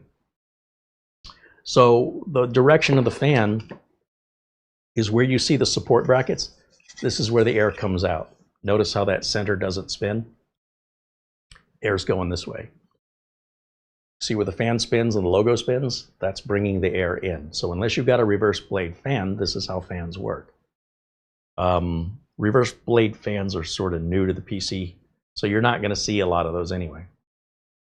So there's also directions of airflow. That there's an arrow pointing this way and an arrow pointing this way. So this is the direction of the fan spinning, and that's the direction of the air moving through it. So when we're looking through the glass and we're seeing this, we're going to look at this. When we're looking in, we're not wanting to look at this because this is ugly. So people will say, well, here's the thing about the internet, right? People get caught up in tech minutia that ultimately makes no practical difference in reality. Well, should the hoses be up? Should the hoses be down? Should the fans go on one side versus the other side? Try it. Stop typing and start working. And I want you to write your results down. If it matters to you enough to write this whole concept that you're sitting there wondering about, the answer is in your own two hands. Because when you get a response from somebody on the internet, how do you know what they're telling you isn't just complete nonsense? You're either going to believe it because that's what you want to hear, or you're not going to believe it because it's not what you want to hear. I'm not interested in what you want to hear. I'm interested in talking about actual things that are undeniable. And if you wish to prove me wrong, then actually do it. I'm tired of people talking and doing nothing. So I'm not talking about our members, of course, but I'm talking about people that leave comments who are random strangers using fake names, who may not even be actual people, who have no known education or history in what the field they're speaking of, but will speak with authority as though talking with confidence makes you more right. Because I'm telling you with confidence, I am 10 feet tall and I weigh 10,000 pounds. I don't care how confident I said it. That doesn't change reality. I've been a millionaire now for years. Hold on, let me just check something. Didn't work. No matter how many times I say that, it doesn't put $1 million in my account. Never has, and likely I'll never see $1 million in my account. I'm going to have to learn to live with that. So no matter how confidently I speak to you, that doesn't make what I'm saying true, more true, or less true. So when you're asking a question like, well, does it matter what directions the hose is on the radiator because this person says this and this other person, says something else? Try it. What are you afraid of? Flip it around. Run your tests. Document your results. Try it the other way. Try it with the fans here. Try it with the fans there. Then look at what it looks like. Okay, and I'm going to tell you, you're most likely going to come to this conclusion. But I want it to be your conclusion and not mine. If such matters bother you, the only way you're going to get to the actual truth is for you to do it. And if you're not willing to do it, then you don't really care. But where you're likely, if you're like most people, when you do all the testing, I'm suggesting that you do flip the fan, flip the side of the fan, flip the radiator, you will notice no difference. And when I say no difference, it's very rare you're going to run two tests where your temps are going to be exactly the same every time you run Cinebench R23, because your room temperature is changing. So if you don't have a controlled environment, and I don't know anybody or anywhere that has a controlled temperature room, that's very expensive. You have to allow a variance of 3 degrees Celsius, plus or minus, either from test to test, You might run 36 degrees once, 39 degrees another time, maybe 33 degrees, maybe somewhere in between 33 and 39. Maybe it'll hit 32. That's it. That is it. It doesn't matter what thermal compound you use. It doesn't matter what orientation your fans are on. Yes, if you add another set of fans, you might get another 3 or 4 degrees maximum for that added cost and added trouble. And then what's it look like? It looks like crap, in my opinion. So then you got to ask yourself, even if there is that maximum 3-degree difference, is it worth it when you're taking away from the aesthetic? It's very rare that it looks better and it performs better. You usually have to pick one or the other. And you might say, well, the looks don't matter that much, but then 3 degrees Celsius doesn't matter that much. See what I'm getting at? So you guys are looking for answers that are very subjective. This idea that 3 degrees Celsius matters to some of you, it's weird, man. It's like counting how many French fries you got in your bag with McDonald's. Hey, you shorted me 4 French fries. Last time I got 4 more. Who does this? But I'm not telling you not to. You want to count your French fries out, don't let me get in your way. I got other things to do. As if the 4 French fries will make the difference of whether or not you feel full. This is when we're talking about 3 degrees. That's really going to make the difference? Seriously? All right. If so, you're not watching the right channel. You need to be watching more modding experimental channels. We're here to help the average person with, you know, the vast amounts of computers that are owned in the world. The attitude of the owners far outnumbers, probably 10,000 to 1, 100,000 to 1, anybody who gives a rat's behind about their CPU temperatures. Like, does it work? Yeah, then leave it alone. You know, if there's no symptoms, there's nothing to fix. All right, but everybody's looking for the magic pill, you know. What's the magic thermal compound? What's the magic fans, Noctua fans? All it's doing is convincing them to spend more money, and they believe it and they spend it. So if you're of the mindset of how can I get more money from people, why would you stop? Keep telling them what they want to hear, they'll keep giving you money. You tell them what they don't want to hear, they're probably going to go somewhere else where they're going to hear somebody else say what they want to hear, and that person's going to get their money. So if you're in the market to sell items, what do? I'm not in the market to sell items, so I'm just going to be honest with you. I got no dog in the race here. All right, so again, if we're going to mount this up like this, right? Hoses are going to come from the top, and then the block's going to go on vertically. Then the fans have to go on this side. This side of the radiator will mount to the case, and we want the wires on the fans to come out towards the back of the motherboard tray, not towards our glass case panel. So again, I would put one here like this with the wires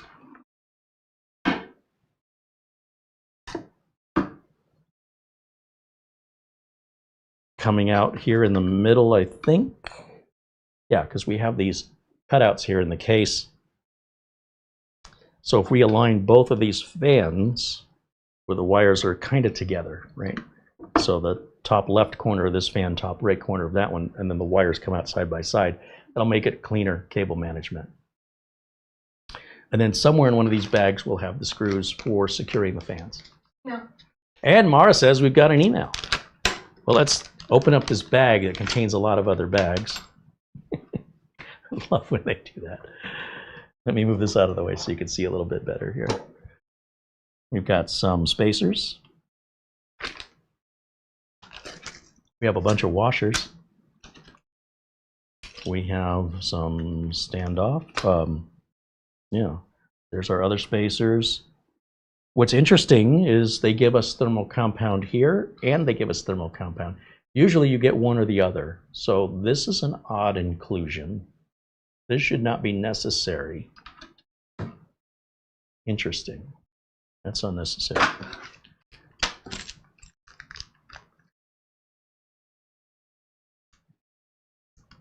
All right, so there's long screws. We have 8 of these. These are to go through the fan and into the radiator. And the shorter screws, they're in the bag with the washers. That's going to go through the case into the radiator. So I guess they want us to use washers on these. We don't need to use washers on the fan side. I guess they're worried that the head of the screw might slip through the little slot in the case, and so the washer kind of gives it that, makes the head of the screw wider so that it won't likely tilt or angle in and slide out. So we'll use those for the short screws, and these screws here are what we need to secure our fans. So let me do that real quick, and then we'll check email before we mount the radiator. And I'm going to just use a regular manual screwdriver because I don't want to strip out the really soft metal screw threads on a radiator. It's a very soft material. If they made the radiator out of a very tough material like steel, it would rust. If they made it out of titanium, it would be very expensive. So they usually will make it out of a bronze-like material or a soft aluminum. And because of that, if you put a screw in on an angle or cross-thread it, it'll often damage the screw thread in the radiator itself. And that's often done with electric screwdrivers and drills and such. So with this, you just want to be a little more in control of how much stress you're putting through the screw, that you can feel it through the driver. You cannot feel that through a power tool. Not many of us can anyway. You might be able to, but it's fine to use a power tool to take screws out. But when we're putting screws in, especially in something with a soft material that can easily cross-thread, you need to feel that cross-thread. You need to feel that resistance on the screw. With a power tool, you may not feel it, and you'll just cross-thread it, not even realize you did that. Also, when you're trying to locate the mounting hole, it's a lot easier to do with a manual screwdriver because you'll feel it. With a power tool, you're just kind of waiting for it to bite down, and you're probably scratching up the surface, and you could be harming the threads on the screw itself. So for all of those reasons, when it comes to a radiator specifically, I want to make sure that I mostly do these by hand. Sometimes you'll see me take out the electric driver. It depends on how I'm feeling that day, how familiar I am with the parts, and I always set the clutch very, very low. Now, when I do that, it's because of my mood. It's not because of good instruction. When you've gained so much experience with your power tools and these components, then you will use your own judgment on how you want to proceed. And since this radiator was so hard for me to get, I don't want to do anything to jeopardize having to get another one. They don't make them anymore. And if I'm overzealous with the electric driver, it would be my fault, and we'd be right back to square one having to order another. I cannot get spare parts for this. I have to just order a whole nother one. Now, don't tighten the screws down too much on the fans to your radiator. They have little rubber corners here. They're like, what they're for is to avoid the sounds of vibration. So you're not tightening these screws down. The minute you see the rubber under the screw start to concave, back the screw off. You've already over tightened it. That rubber should stay straight. If it's got a very minor concave, that's fine. Don't take it any further than that. It will go much further. When you tighten that screw down further, it's going to rip through the rubber. And then the rubber, the reason why it's there is to absorb vibration. Well, if you've now taken all the elasticity out of the rubber that's there, guess what? If it's going to vibrate, you're going to hear it, and that defeats the whole point behind why the rubber was put there. You absolutely must understand why some screws we want to tighten down really tight, like the block, and why some screws we don't want to over tighten, like the fans. And you'll know if the screw has a giant piece of foam or rubber-like material under it. That's your warning. The minute you see that foam or that rubber start to indent down, you've over tightened every single time. I don't care if it's a car, I don't care what it is. You're defeating the purpose for that. So it's not the general rule that we just torque everything down. In fact, when it comes to computers, you don't want to over torque the motherboard because you could crush the circuit board. You don't want to over torque anything. The tightest screws will be on the block. And even then, if you over tighten those screws, you can warp the board so that one of your RAM sockets doesn't work anymore. No matter what you do, it won't see the RAM, and it'll be because you concave the board in like this, and instead of the RAM sockets being straight, now the RAM sockets are bent in, but your RAM isn't. So when you set your RAM, let's just say that this is a stick of RAM, and we're putting it into a slot that's bent backwards like this. Either it just goes in the middle, or it's bent upwards like this, like a cup, and it's hard to see with a human eye. But the RAM won't seat all the way. See how the middle there's a gap? The motherboard must be completely flat, so the RAM can sit completely flat. And what happens when you torque down the center of the board with your heatsink is you'll start to bend the board in towards the center of the backplate, and then the edges of the board will start to go like, instead of your board being like this, it starts going like this, ever so slightly. I'm exaggerating it to make a point. Then your RAM goes over here, and then now the connections on the RAM can't meet all the pins because the pins are concaved. And the boards are flexible, they don't crack. All you're gonna know is your RAM is installed correctly, but it ain't working. You over-tightened your cooler. And if you over-tightened your cooler, you probably over-tightened every other screw. Take it apart, start again. As soon as that screw starts to give you resistance, maybe take it another quarter, half turn at most, that's it, don't take it any further. And when it comes to your block, same thing, it doesn't have to be that tight. Tighter is not always better. It can have the exact same problem of overheating because now even the block may not be sitting correctly on top of the CPU heatsink heat spreader. So just more is not better, that's all I gotta say. Let me check email here real quick.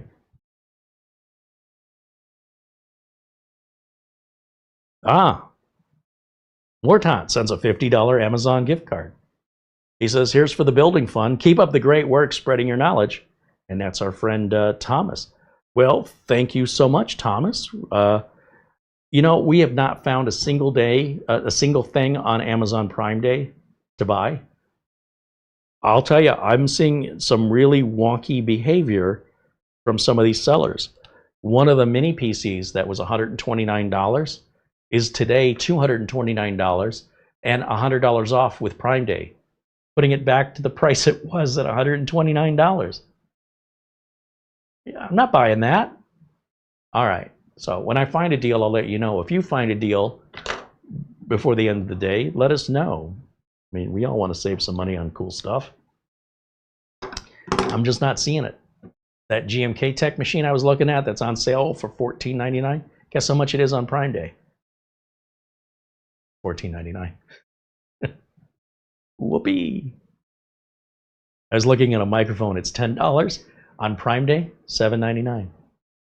Oh, I can save $2. Anyway, the money's still sitting in the Amazon gift cards because we're looking for something to purchase, whether it's another build or it's a router. We're looking for your suggestions. So if there's something you want us to look at, and if we can, we will. And if we can't, don't take it personally. We appreciate your suggestions. All right, so thank you again, Thomas. With our fans now mounted, I guess I can put the radiator on. And for the radiator to go on, we're going to go this way.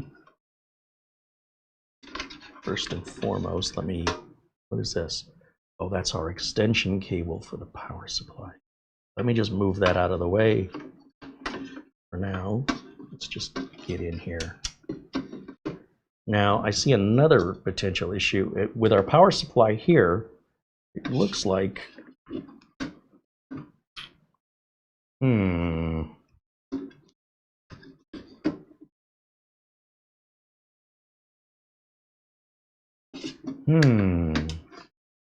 guess we really have to bend those hoses right down like that. And then I can slide this. Wow. So the next piece that we have to get around, this piece right here.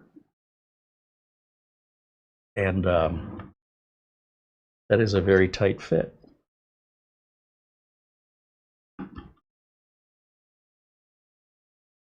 So imagine our power supply is here.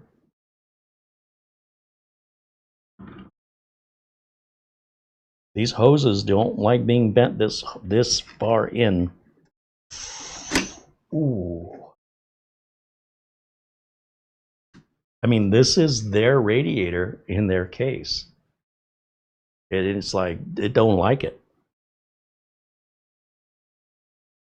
Now, as you can see on the back of the case, we can move this radiator up and down quite a bit. That makes me want to go back and look at the photo again, kind of see how high up did they put this radiator.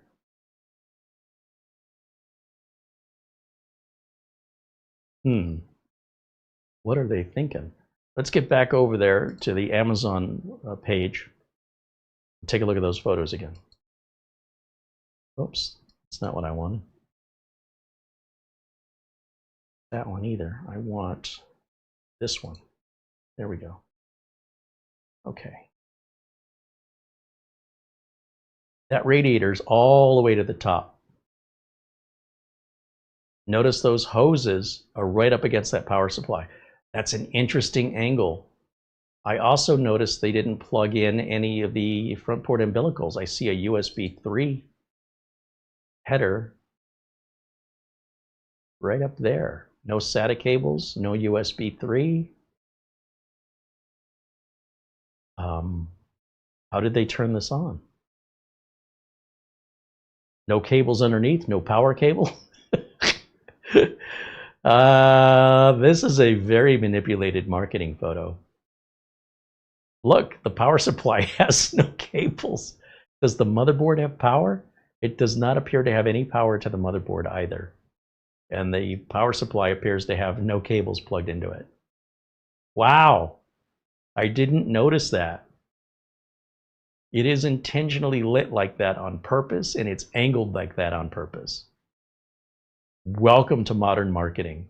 It's not a lie, it's just not fully disclosed. Okay, well, that's good to know. I can adjust now that my expectations have been adjusted.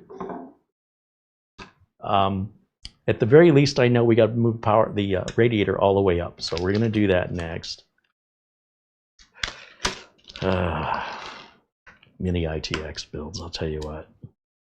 These marketing companies do have a challenge to make them look appealing, because once you get everything in there, they're so crowded. And you're going to see this a lot with anything promoting Mini-ITX.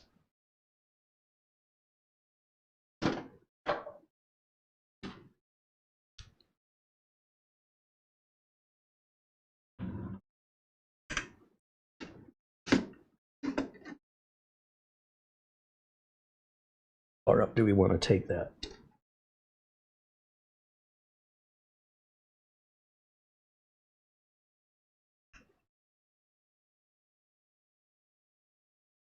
I'll start by placing one screw in the top left corner, and if you've seen me do liquid cooler installs before, I always do them the same. So we're going to go to one screw in the bottom right corner, and what that's going to do by keeping these screws loose is it keeps us aligned. Oof. I just hear the paint rubbing off. And now with those two screws in, it keeps the radiator straight, and I can move it up and down. That's as high up as it'll go. I think that's where I want to put it. We're hitting something. Maybe just take it just a little bit down. I'm afraid whatever it's hitting could cause vibrations. I just want it like a little millimeter away. And we'll just tighten these down a little bit here. And that'll hold it in position for us so we can put the other 6 screws in there. I have an email from Thomas. Oh, we have an email. Right on. Okay. Well, let me get these done. Once again, we're still going into soft metal here. And I don't want to cross-thread anything. I want to be very careful with this, and I don't want to over-tighten it. As soon as these screws start to kind of get to a position where they don't want to turn anymore, I just give it a slight little bit more. And that's it. I don't take it further than that. I don't want them so loose that they'll vibrate out. And I don't want them so tight that they'll just strip out the threads and they'll just spin forever. I mean, in theory, we don't need the screws here in the middle. There's more than enough support. But on the other hand, we have plenty of screws, and there might be a reason why we might need these short screws. So that kind of gives us 4 extra for any modifications that could happen in the future. It doesn't hurt to have extra support. Even in life, I've never had too much support. It's never been a problem. And then we also have additional, how many? 1, 2, 3, 4, 5, 6, 7, 8, 9, 8. So they double the washers. I don't know why. I suppose you could put them on the fans, but they're not needed. Unless they're used on the block. I'll have to look at the documentation and see what they're advising here. Ooh, see that one already stripped out. We just got started and it stripped out. Let me just try a difference. Oh, it's the only screw I have left. Never mind. That's pretty bad. But this was an opened unit. Maybe somebody who had it before me. Yeah, this is exactly what I'm warning you about. Now, it's possible if I take the washer out, I get a couple, just another turn out of that screw. But it won't even tighten. Like it's just loose. So the washer's vibrating around there. Let's go back over here. Try it without the washer.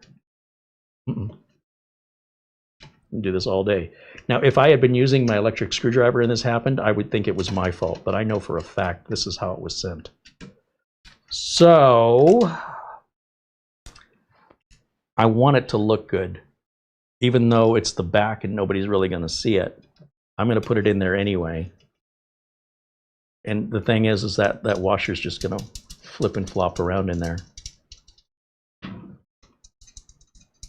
That's as tight as I can get it. It's loose. In fact, you know what? I can't even secure the screw. That sucks. That screw will just fall right out. Somebody probably put the wrong screw in there. So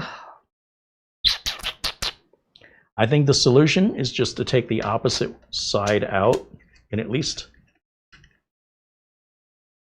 it'll look like nothing's missing. Like I said, they're just there for added support. You don't really need them. It's good to have them. I just out of curiosity, I just want to try this other screw just to make sure it's the thread and not the screw itself. Oh no. You see the way that screw just goes in and out? Someone bored it out. Basically, someone took the wrong screw, something with a bigger end, and forced it in there. And that's forever damaged. Now, there's a way to fix this if you want to get clever with different types of glues, Loctite. You're certainly not going to use a hemostat on it. But I think we'll just get away with it like that. These two screws aren't even needed. So that's what happens when you're buying something that's open box on eBay, and you know, you've got to have an open mind. You're not getting something, maybe you're getting something perfect, but you're not buying it brand new from a reputable retailer like Amazon, where you could send it back for that reason. And you're also probably not paying retail price unless it's a rare thing they don't make anymore, in which case you should be just lucky to have one regardless, if they're rare. And we're kind of in the middle there between it's open box, it's rare, and it was like 60 bucks, so it was pretty cheap. All right, let me check emails.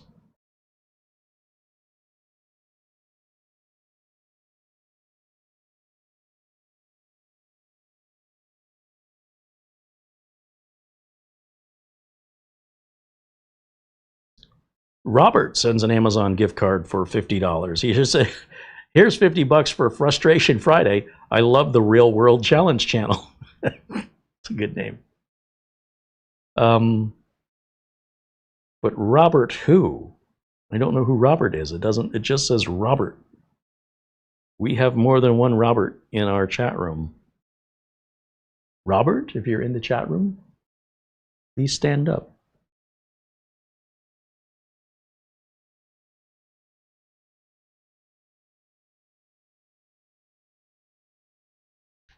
Mara said there was another email, I thought.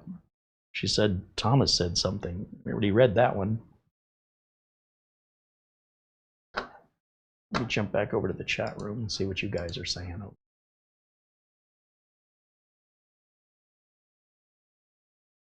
Morton said, did you get my Amazon gift? Well, did you send that text after I said? You know, we'll say it again. Morton sent an Amazon gift card for $50. He said, here's $50 for the building fund. Keep up the great work and for spreading your knowledge. Yeah, that's the second time I've read that. But I don't know if Thomas is behind, if the little progress bar is all the way to the right, or if he's left that message 20 minutes ago and I'm just now seeing it. Then in which case my progress bar is behind. But thank you, Thomas. And thank you, Robert, whoever you are. I'm even looking in the chat for a Robert.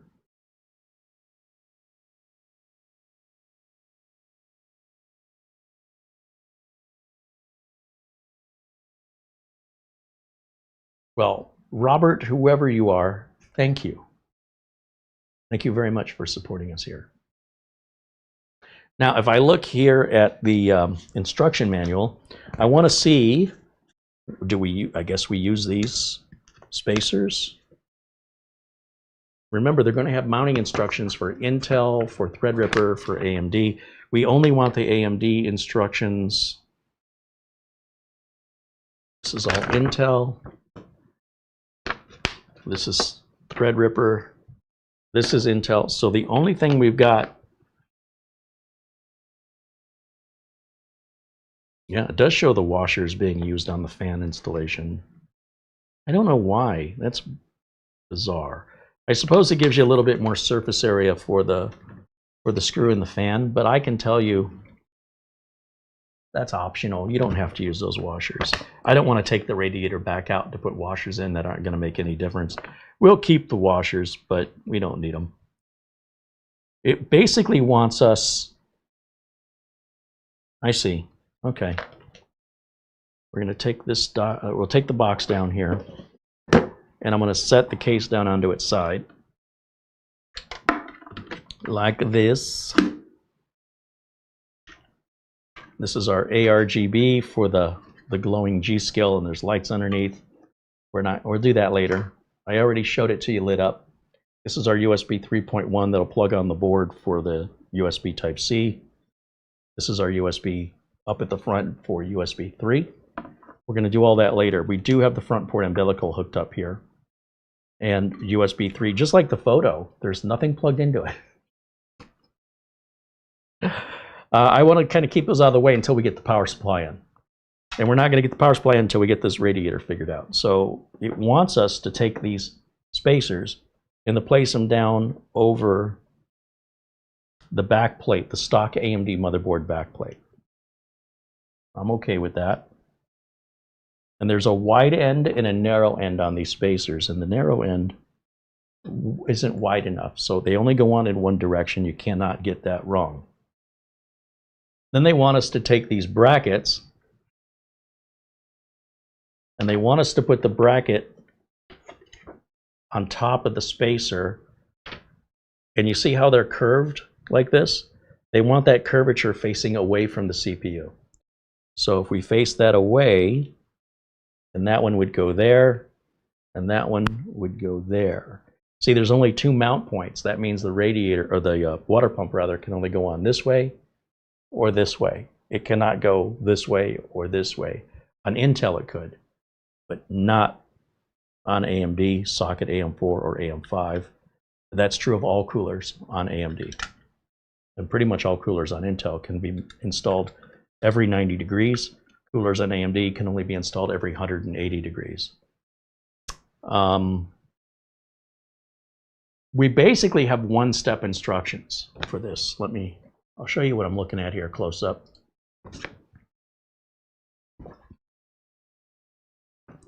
On the instructions included, what they're giving us here, and we could probably pull a PDF of this, is just a breakout in this one panel right here. That's everything. I'm ignoring everything else.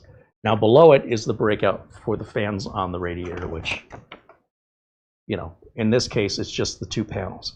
All the two panels to the right and left are for Intel, or it's for Threadripper, TR4. The TR stands for Threadripper.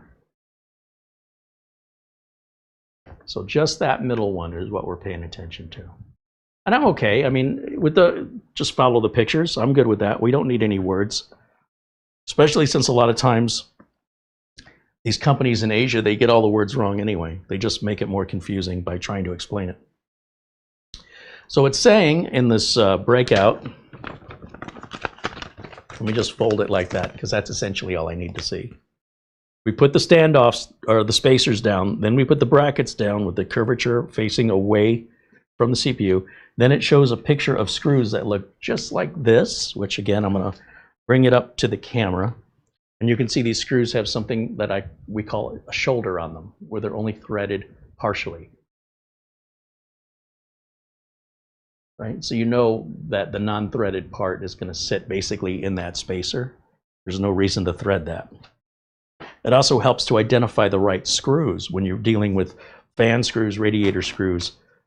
The pump itself has screws, and then the brackets that the pump screws onto has more screws. To be able to easily identify which screws you need is quite helpful. I appreciate that. These are standard Phillips head screws. I'm gonna, once again, I'll turn them by hand, even though at this point, these aren't that critical, but just in a mood today to do everything by hand. Now this should thread into the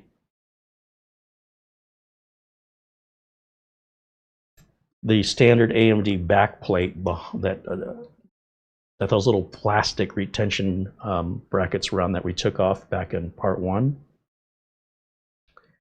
And the bracket has a slot in it so it can be moved up or down to accommodate 2 different sizes of socket here. And I'm putting these screws in closest, so it's an angled slot and the screw sits in it. It's sitting closest to me, closest to the CPU. Those screws seem awfully long, but they're going in, and we'll go ahead and tighten that one down. Don't over tighten these. You get them to where they don't turn anymore. Maybe just try and give it 1/8 of a turn. Don't turn any more than that. You don't want to break the head off of the screw. Good luck finding spares that are going to fit, especially on a cooler they don't make anymore. Even contacting the company and asking them for spares, they likely don't have them.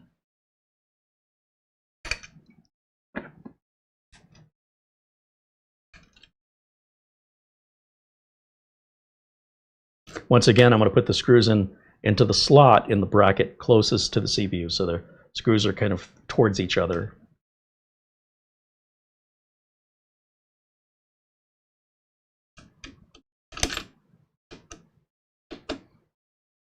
I would totally be okay with using an electric driver on this.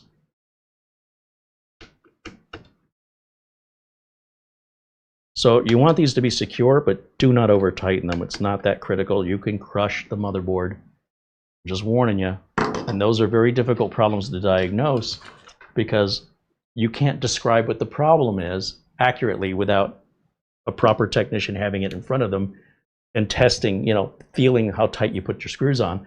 And most techs, self-proclaimed techs, would never even bother to check. They just say, oh, you got a bad motherboard.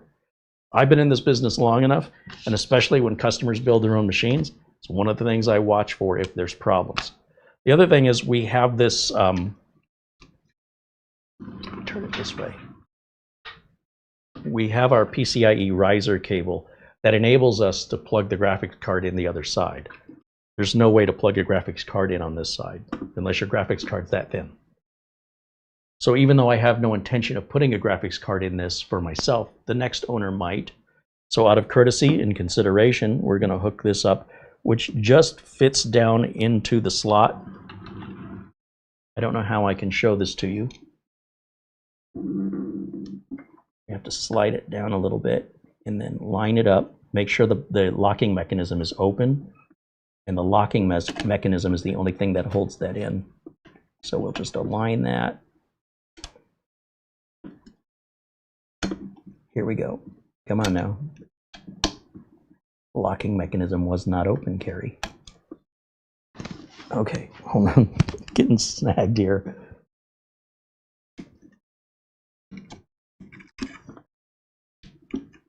Okay, so that puts the PCIe riser cable in and our brackets on around the CPU.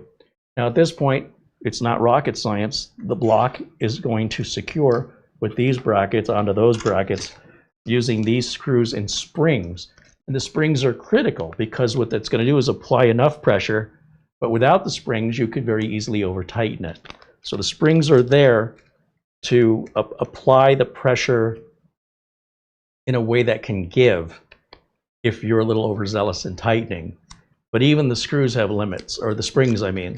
So if you still over-tighten these, the screws can only do so much to help self-correct the proper amount of pressure. And we have the 2 screws, 2 washers, and 2 springs. And we look at our breakout here, it does show, well, this is just putting the brackets on, and this is just putting the fans on the radiator. So regardless of, let's say, Intel or AMD, your fans go on the radiator the same way. And regardless of which AMD you've got, the radiator fits on the same way. So for that reason, some of these panels are universal, regardless of the system you're building. So I'm looking for the part where it shows the water block going on.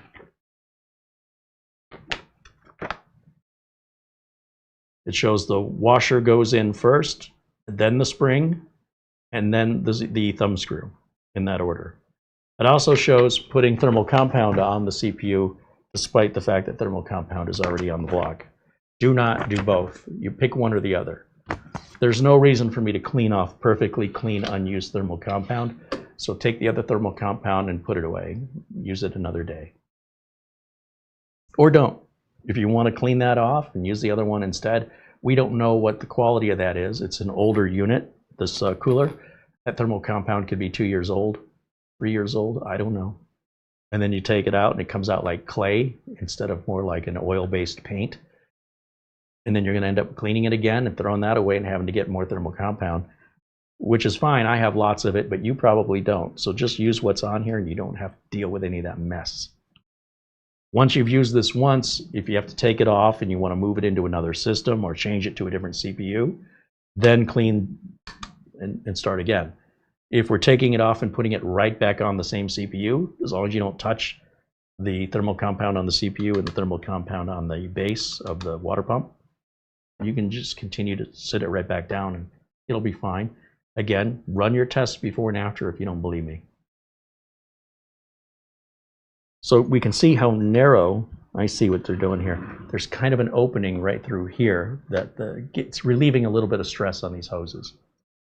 And then if we want to plug this in, we want to set this on the radiator, they definitely have the hoses coming out of this side. And if we do, oh shoot, can't do it that way. We can't have the hoses coming out the side they show. It's not possible.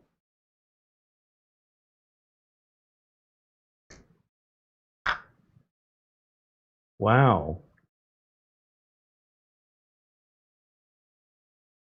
The hoses either go up towards the RAM, which is the traditional mounting method. Anytime you watch me put a block onto a motherboard to an all-in-one, the hoses always go towards the RAM. There's a few exceptions where it's not possible, but this is following that. But you'll see that the word GSkill is now vertical. It's no longer horizontal, and there does not appear to be any way for me to turn that.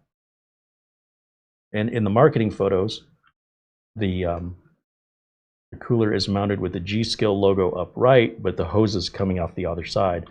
That may be possible on an Intel CPU, but it still wouldn't fix the GSkill being upside down. So, look, it's not the worst thing in the world. It just bothers me that I feel lied to. So let me cover that back up for a second. I'm trying to remember if I had cleaned the top of that CPU. I'm pretty sure I did. But let me clean it one more time. I mean, we're going through all this effort. Let's do it right. It only takes a minute. I've got some 99% IPA isopropyl alcohol. IPA stands for isopropyl alcohol.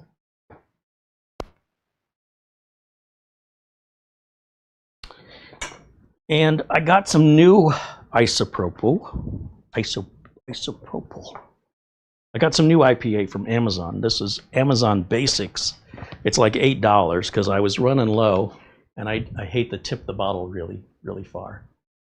But it's like $8. 99%. I think it even has an expiration date, which I don't know. I don't know how that expires. But there you go. There's it'll focus. Isn't that crazy? All right. You definitely don't want this on your skin. It is not good for your skin. Use like a 70%. Don't use 99% on your skin. All right, you can Google that if you want to learn more about it. I'm not a doctor. I just don't even play one on TV. And this is sealed. We got to break the seal.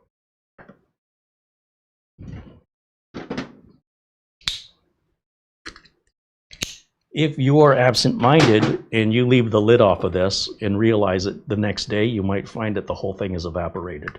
So it's really important that as soon as you're done with it, put the lid back on, or just plan on buying more of it. It's hard to determine the how rapidly it will evaporate depending on your environment, temperature, humidity, etc. But it does evaporate.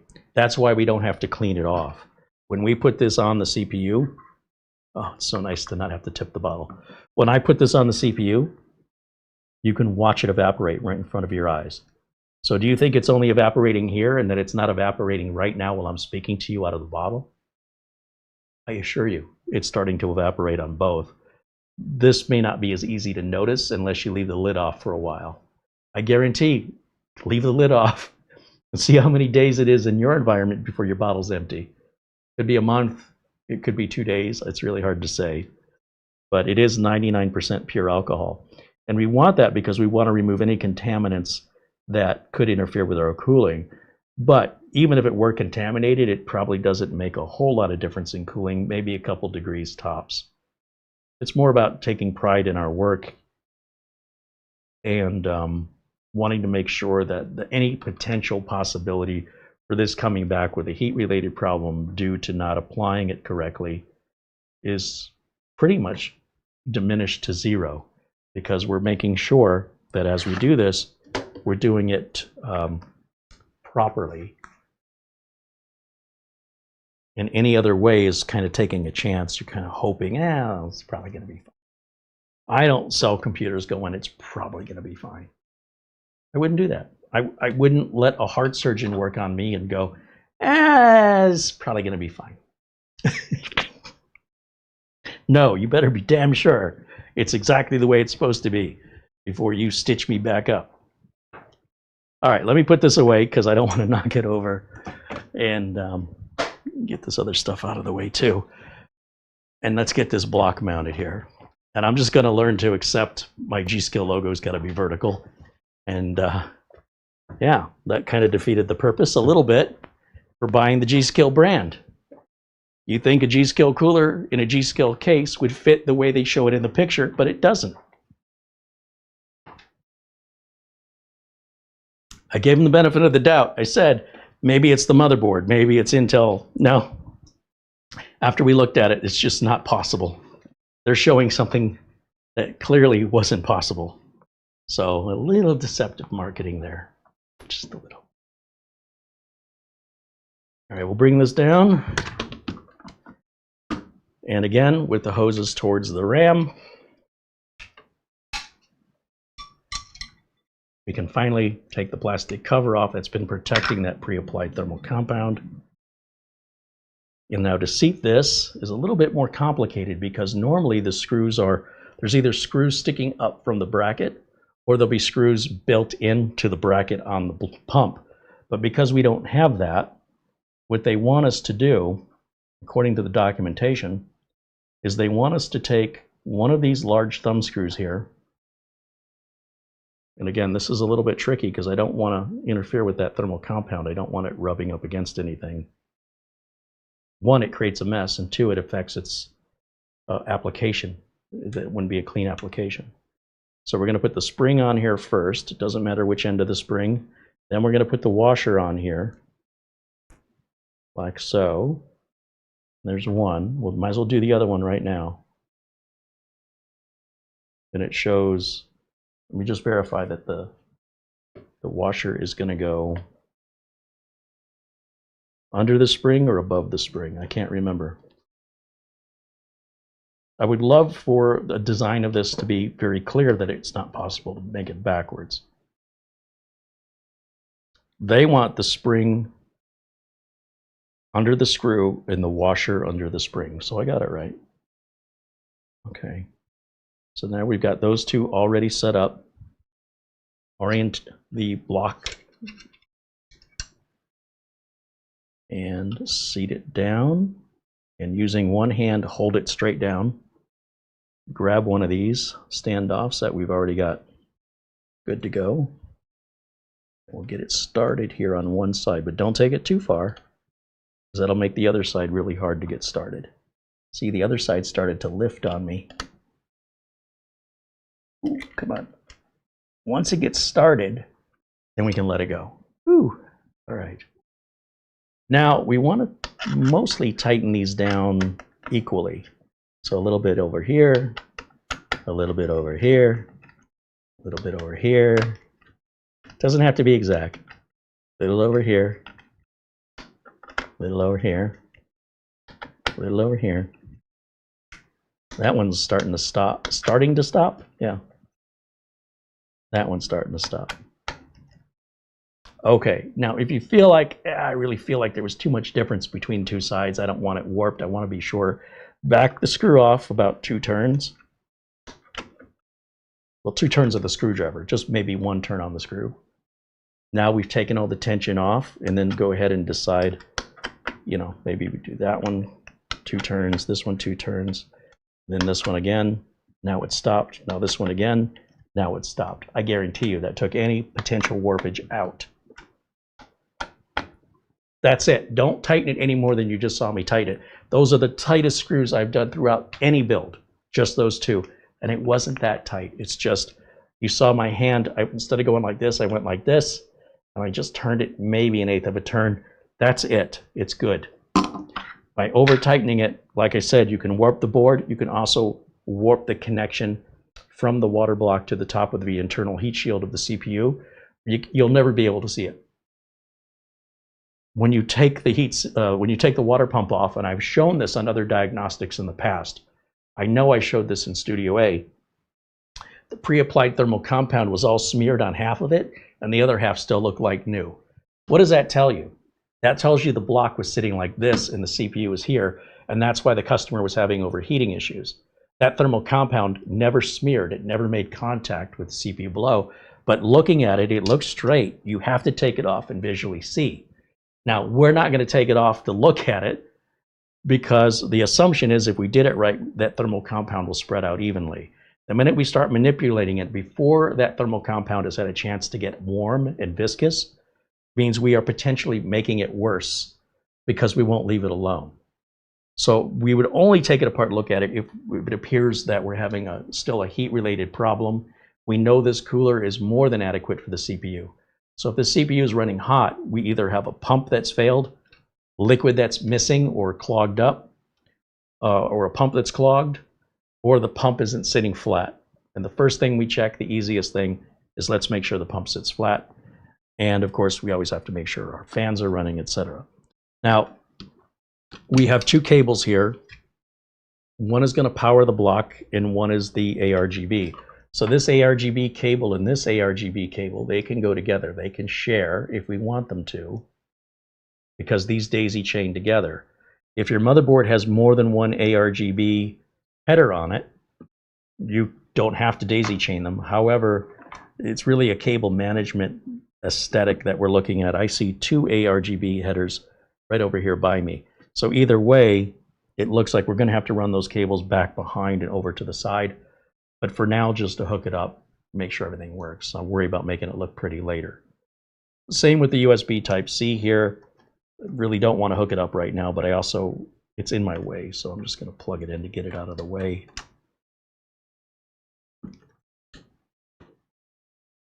Just like so. Then we've got the power to the pump. This is going to go onto a header on your board called AIO. You could also plug it into CPU if you want to. On this motherboard, we have a gray header right here. It says AIO pump above it, And the black fan header right here, this says CPU fan. I mean, in theory, either one will work, but if you've got an AIO pump, you probably want to plug it into the header that says AIO pump if you have one. That's what it's for. If you don't have one, you can use a CPU header. If you do have one, you can still use a CPU header, but then why does the AIO pump header exist if you're not going to use it? That's the way I see it. Okay, that leaves the two fans on the radiator that we have to hook up, and still we have to put the power supply in. But if we just grab the two fans, now the fans can plug into the motherboard. They don't give us anything on this all-in-one kit for us to plug the fans into. So there's a couple ways you can do this. If you only have one fan header, you can buy a splitter and then plug these fans into the CPU fan header, since they're going to run according to the CPU temperature. Or, let's take a look here and see what we can do. I'm a little disappointed they did not give us a splitter, because they don't give us anything to plug these into. And that means on this board, especially on a Mini-ITX board, you probably don't have many fan headers to begin with. We have the aforementioned CPU header, and if you're lucky, you'll have a CPU optional. That would be like if you had one of the Thermal Right Assassin, that have the two fans on each side of your heatsink. One would be CPU, the other would be CPU optional. You don't want to plug the other one into a chassis fan, because they're going to run at different speeds. You want them both running at the same speed to have optimized airflow. So we want both of these fans running the same speed. And this motherboard gives us a fan header way down here, down by the M.2 heatsink. And the CPU header, and that's it. There is no other headers. So I don't want to run one fan cable here and one fan cable to the opposite corner. That's going to look like crap, and the fans are not going to run the same speed by default. What I need is a fan splitter, and what I can do, and I'm pretty sure I have fan splitters sitting around here somewhere. What did I do with them? Oh, they're right in front of me. No, those are fan extension. That's an ugly one, but it'll do the job. All right, we're going to use this ugly one because I wasn't prepared for this, but I just so happen to have this ugly fan splitter right here. It accepts 4-pin fans. And what we'll do is we'll take these two fans off the radiator, and this bugs me that one of these is white and one of these is black, but oh, the white one only has 3 pins inside of it. I see. It doesn't matter. It doesn't matter which fan you plug into which side of the splitter. They're both going to the same thing. And I will likely get a different splitter that doesn't have this white cap on it, because it's going to stick out visually. But now, see, this should have been included in the box. They should have given us a fan splitter, specifically because they know this is going to be potentially used on the Mini-ITX motherboards, but this is not accommodating, the AIO is not accommodating that use case scenario here. But what we've done is we've converted that now into one plug. Then that one plug can go onto our CPU fan, and that way these radiator fans will ramp up and ramp down according to the CPU temperature, which is what you want them to do. And this can go right out through this side here. Maybe? Yeah, there's we need to get right here. And there's no cutout for us to go through. Can it fit through this mounting hole? Okay, I mean, I don't know what this mounting hole's for on the other side, so I'm gonna steal it. It's not intended for the way I'm using it, and it may not even work. Let's see, does it give us enough slack to reach? Come on now. No, it's not gonna work. All right, and that's not what it's for. That's like for holding a 2.5-inch drive or something.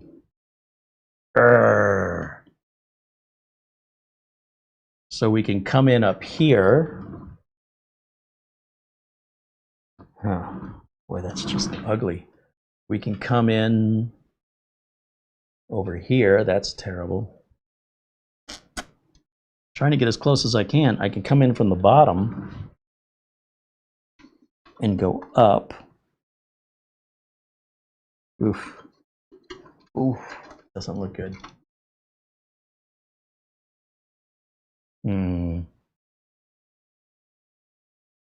Tell you what. Let's just take it up here for now. I'm not going to keep it that way because it looks terrible.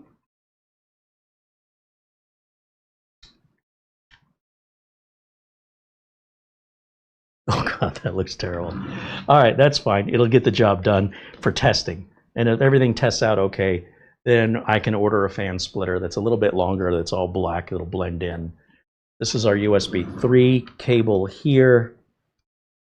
And then, of course, we have our power supply to mount. And the power supply bracket here, does it have to come out, or can we mount the power supply in there? Let's take a look-see. So where the power supply plugs into power, that side goes towards the back of the case. And do we put it in with the fan facing this way?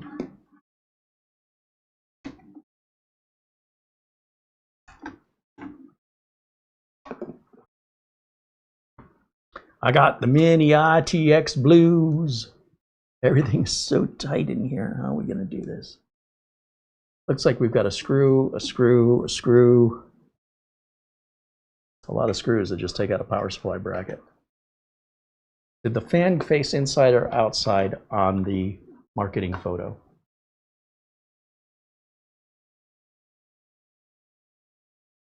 Faces the outside.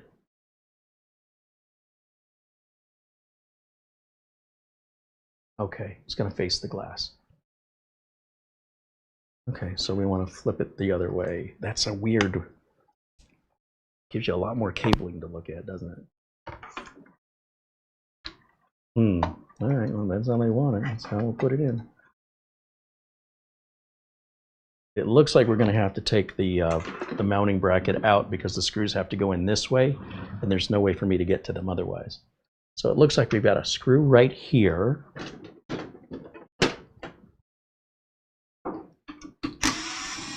Remember, I'm doing this without documentation, so I'm just using my eyeballs and common sense to figure out how this comes out.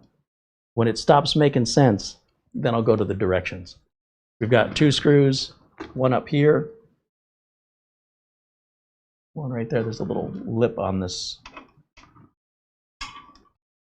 bracket. So this one, and this one.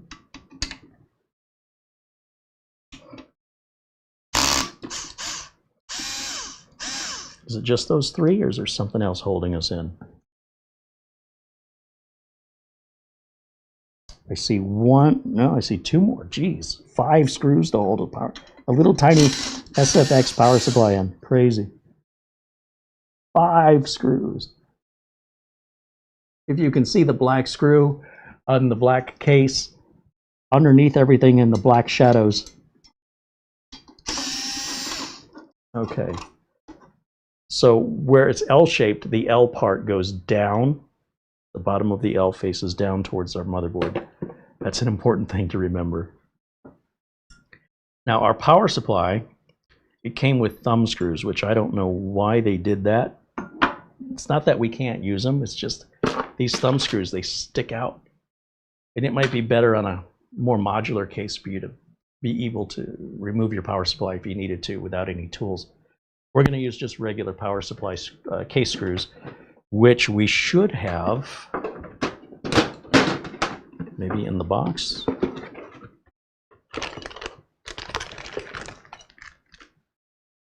Not those.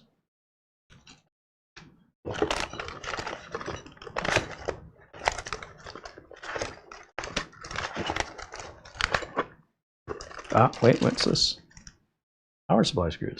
Look at that. They were included with the case. And then we can take these thumb screws that came with the power supply. We'll just put those with the spare screws. It might come in handy for some other project, some other day.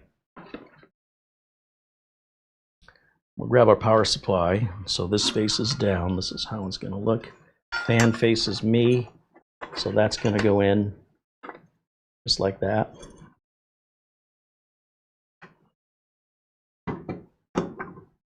Stay.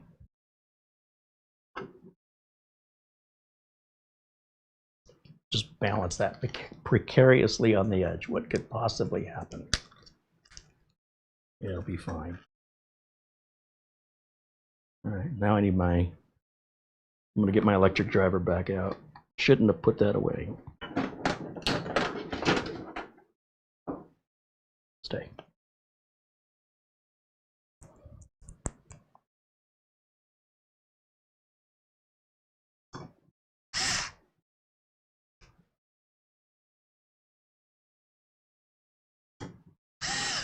Just get them started, so that way we can move the bracket around until it aligns with the holes. And I have the torque setting pretty low. I like the power supply screws to be in just a little bit tighter because of the weight of the power supply and the shallowness of the screws, especially if it's going to be moved around a lot. I do feel like these are the same screws we've been using since 1991, and we used to hold in power supplies that were that big. It hasn't gotten any better. Power supply's gotten smaller, but the screws are exactly the same today as they were 30 years ago. So do what you will with that information. And let's see if we can get this bracket back in place now.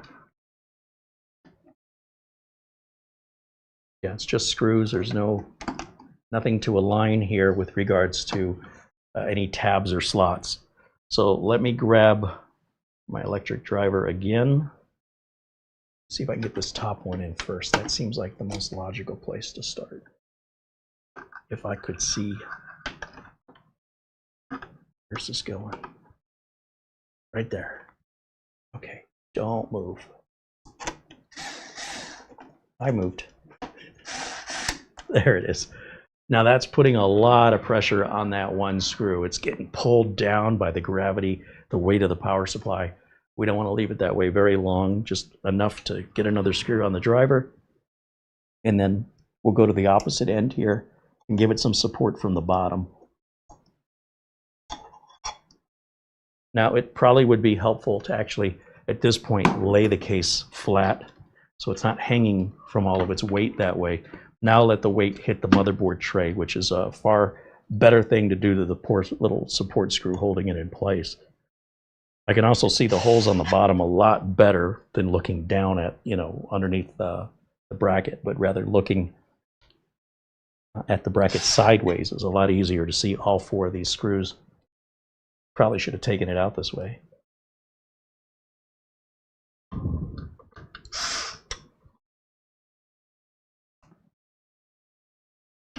Okay, all four are started, so we can tighten them all down.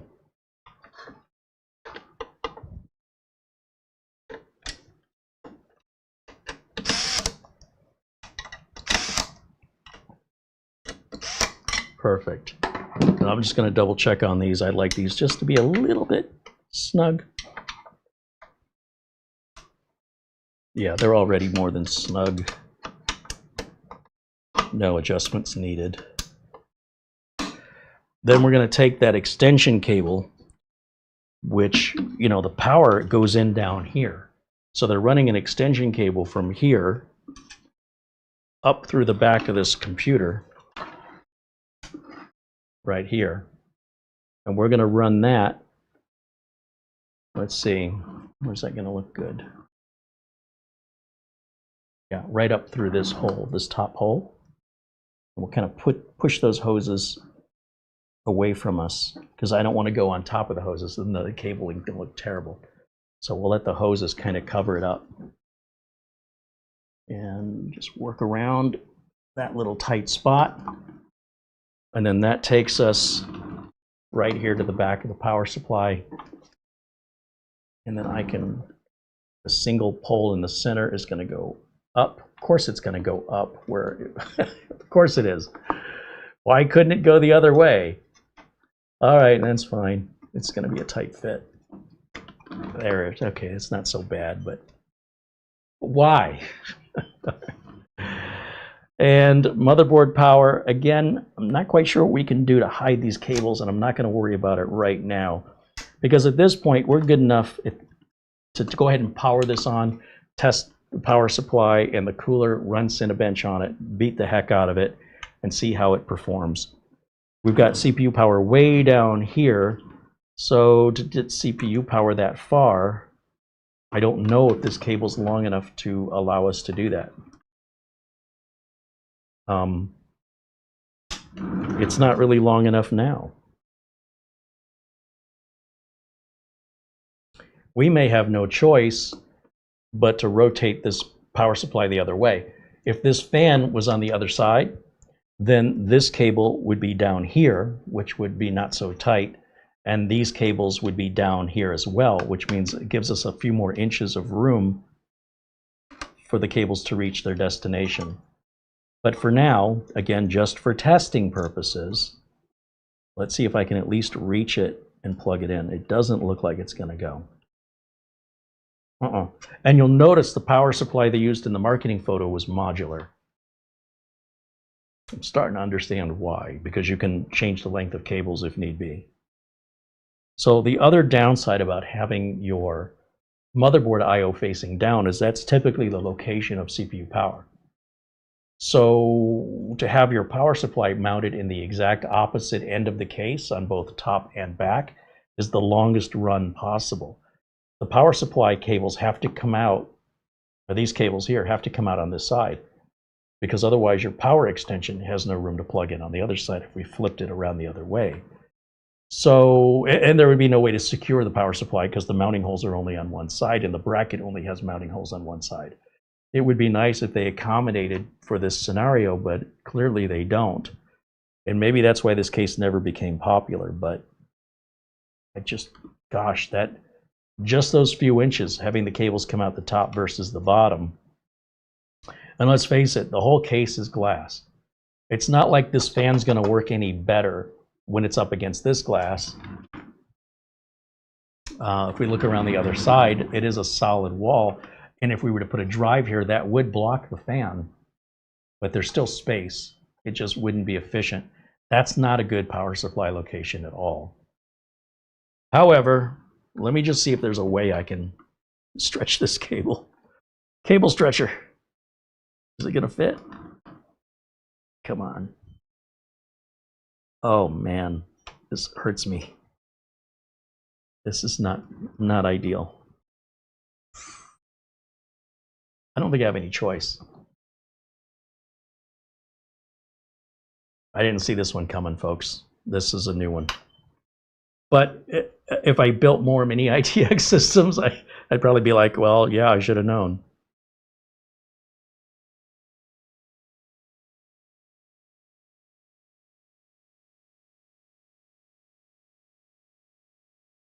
Trying to zip these two together.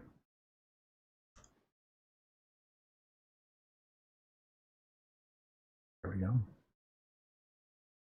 Yeah, it's just not going to work.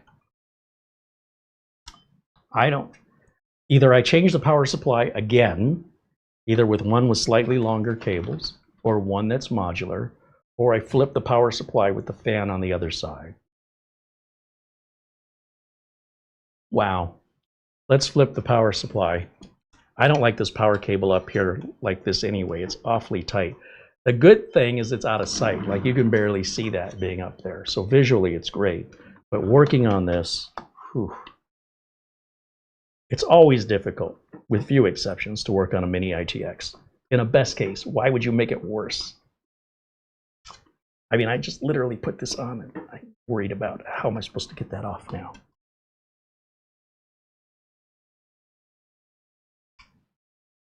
If these computers were like a new idea and we didn't already know all this, you could say, well, they didn't know. But what excuse do they have? Well, we don't know. Computers have only been around 40 years. How could we have possibly seen that coming? Anybody could have made that mistake. Sure they could have. You're not paying attention and you don't care. All right, let me move that out of the way again. Let's take the mounting bracket back off. Take the power supply out, flip it, secure it back in, put it all back in, and then the cable should reach.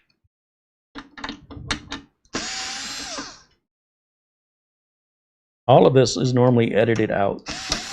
You very rarely will see information this honest on YouTube.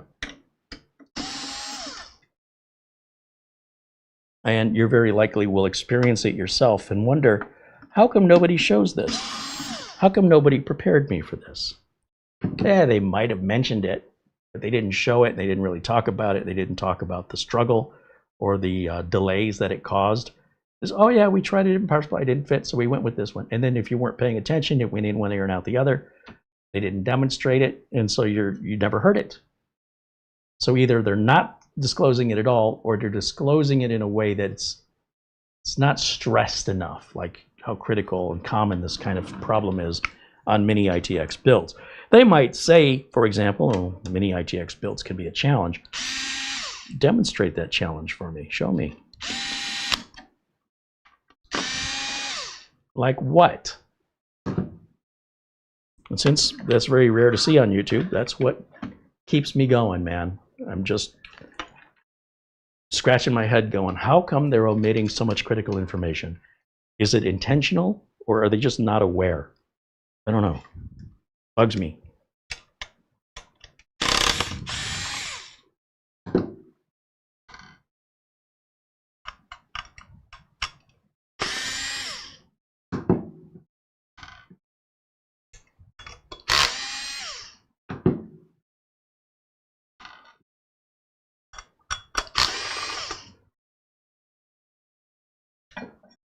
So we can't rotate the bracket. We can only rotate the power supply. So we want that power supply with the cables coming out the bottom. That means the fan is now going to face the back of the case, which shouldn't be a problem as long as we're not putting any drives in there. And even if we do put drives in there, it's not like it's sealed tight. It's just going to restrict the airflow a bit. So depending on how powerful your system is, you know, if you've got a 1,000-watt power supply in there and you're restricting airflow, and you've got a graphics card that's, you know, eating up half of that, and your motherboard's eating up nearly another half of that, you might run into some heat-related failures on your power supply.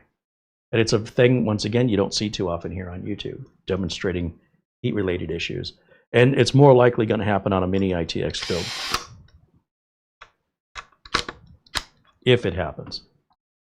It's just the price you're paying for the convenience of that small form factor. These days, with mini PCs being as popular and far less expensive, it almost makes more sense to abandon Mini-ITX now.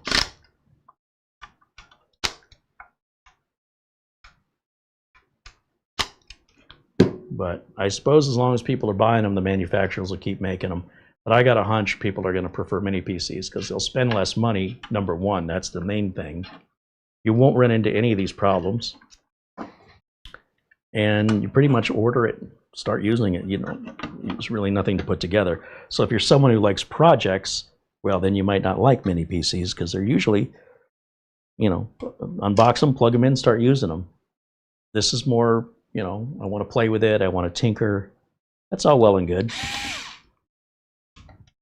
But I think it's going away. It's being replaced with something that's more economical, uses less power, and you don't have the frustrations that I'm demonstrating here with parts fitting correctly, whether it's coolers or power supplies. Just to give you an example, in this one build, now imagine, you know, the Train PC and all the other Mini-ITX designs out there, each one with its own unique limitations. Very few are the same. Those unique designs provide unique benefits and unique sacrifices or limitations. And it's really up to the end user to decide which one they want. If you're even made aware of it until you buy it, then you realize, oh, I can't fit my graphics card that I have in here. Oh, I can't put my power supply in. Oh, I can't put my radiator in. You'll figure it out when you get there. You just buy a mini PC, it's all good to go.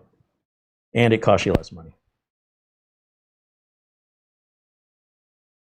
Well, but I could work on my Mini-ITX. Yeah, you better be able to work on it because you're going to have problems with it. You know why you don't need to work on a mini PC. That's why you don't have to deal with that. That's what I have to say. Now this cable's coming in the wrong hole for our power supply extension. I need to move that to the lower hole to make that look better.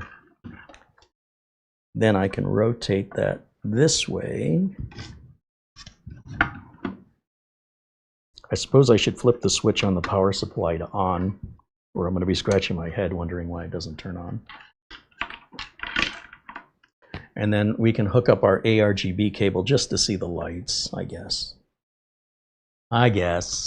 Where's my ARGB on here? I've already forgotten. Let's bring this up. And let's see. ARGB cable would plug in right here. Again, we're not going to leave the cables this way. We're still testing. No sense making the cables look pretty if we have to take it all back apart.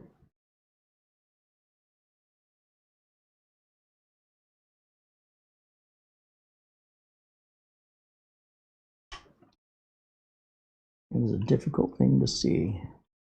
Let me grab my flashlight here.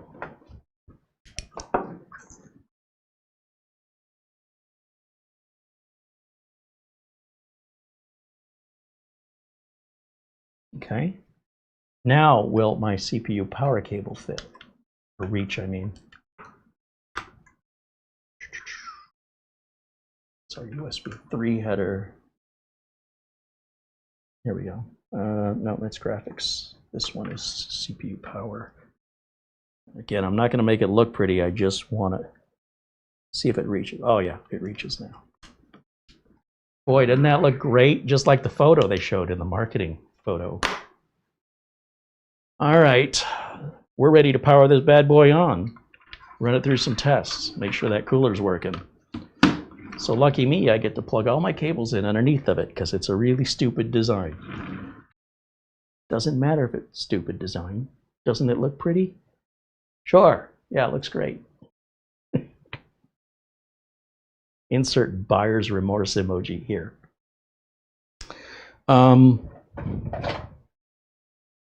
Let's see, we got power. And I need HDMI, and I need a keyboard and a mouse. Let's see, HDMI.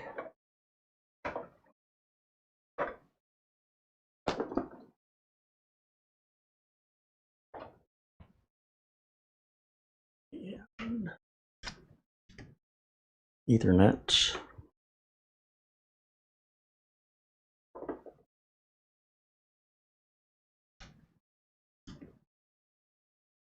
Keyboard and mouse.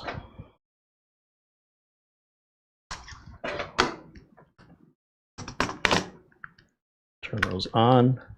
Plug one of these in anywhere here.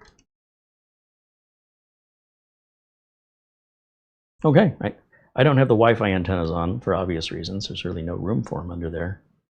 They do sell these Wi-Fi extenders.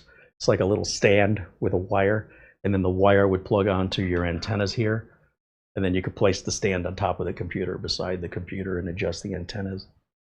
This is probably going to require something like that. They're like $10 on Amazon. Let me just flip this up so it looks proper. Does it look like the marketing photo yet? There's a power button on here somewhere. Right there. Things are lighting up. Very good. Let's go to the output of this so we can see it on screen. Ooh. Oh. Do you hear it?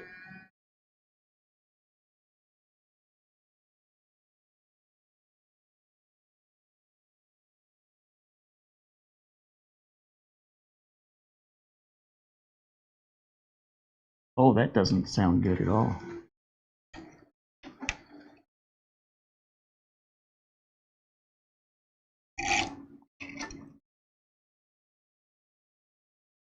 This pump is going zzz, zzz. I know you guys couldn't hear it. Zzz. I heard it over there. But maybe it's just been sitting in a box a long time, and maybe it just needed a little fluid going through it here. That was a little weird. I've never heard a pump sound like that before. It sounded like an angry bee. All right, it sounds fine now. It's completely silent. Does that mean it stopped working? There's definitely vibration in these hoses. Fluid is a pumping. All right, let's go to the desktop, which I hope is loaded by now. It did. And let me go full screen over here. And let's go to Cinebench. Oh, wrong mouse, Carey. Let's go to Cinebench. No, let's go to hardware info first. That down here.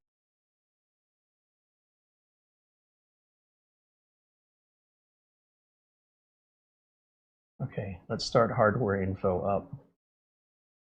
See what our temps are at idle. Sensors only, start. Oh, it's nice and quiet. That was bizarre. Temps. Temps are nice, nice and cool. Okay, let's go over to Cinebench.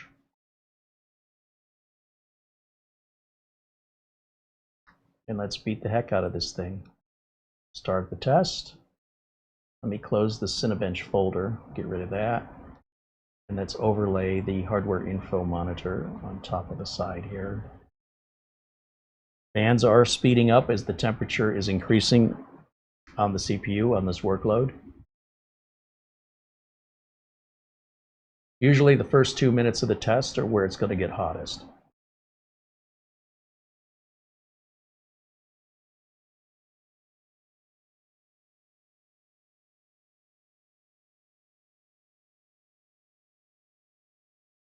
We can grab, let me see, if I go over here and grab camera 1, and take camera 1, move it down here, so it's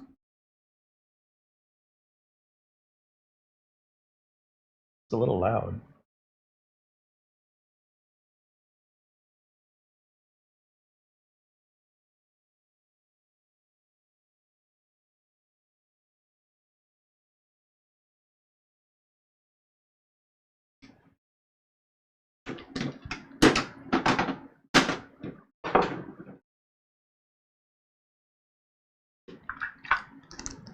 Guess we'll keep all these things. Power cord for the power supply can go in the box.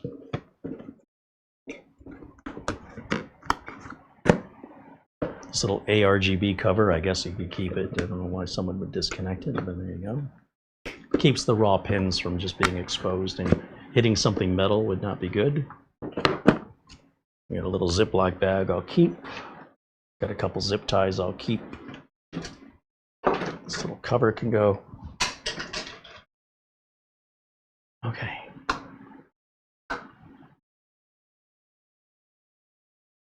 Well, it was a lot of work to get us there. And while the fans are loud, they are working.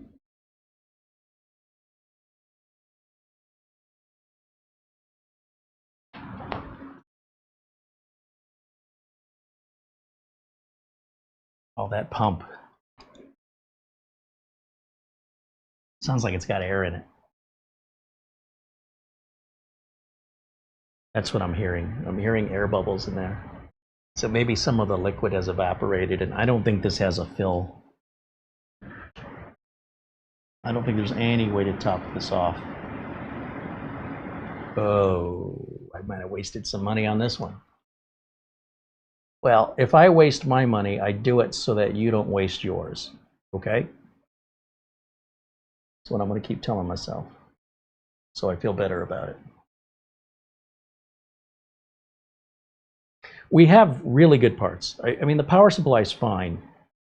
The CPU is great. The motherboard's fantastic. The RAM, the storage, everything's good.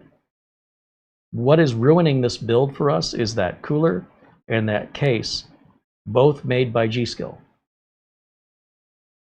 I like G.SKILL RAM. I didn't even know they made a cooler in a case. Now I see why they've only made one.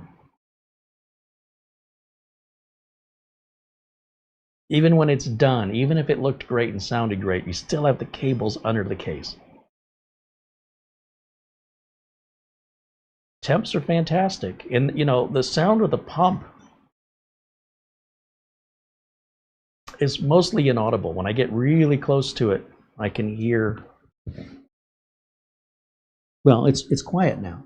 So I don't know. Maybe we just need to leave it on a while and let it cycle the fluid some, and maybe it'll sort itself out. Maybe it won't. Maybe it'll just always be an intermittent problem. I wouldn't sell it to a customer like that until I knew for sure. And I'd still be afraid that I'm still not sure. You know, the fact that we didn't come with a fan splitter, the all-in-one cooler did not come with a fan splitter, is disappointing. The fact that the cooler goes on with the text vertical or upside down, regardless of it's Intel or AMD, does not match what the marketing photos show. The marketing photos have intentionally left cables off where that system would not function. It's very manipulated. So, do we just call the case a loss and move these parts into a better case and start another build? Or do we make the best of what we've got? What would you like to see me do? I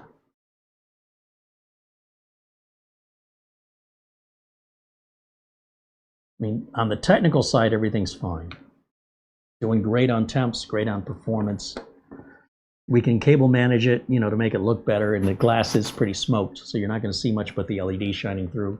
As long as we don't have anything covering, you know, any cables overlapping the LEDs, you would probably not notice the cable management.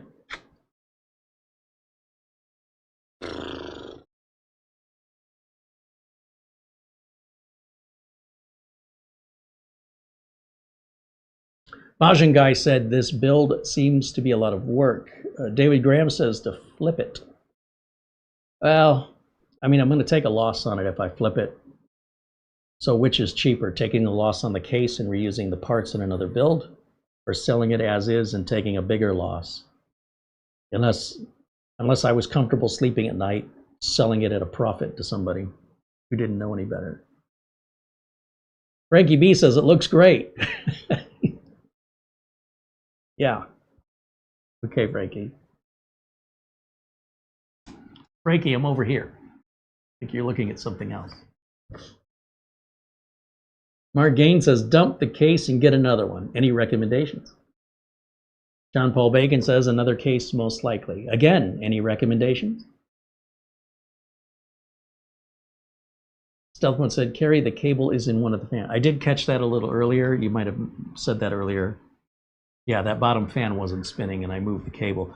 But the buzzing I was hearing was coming out of the pump. Yeah, both fans are freely spinning.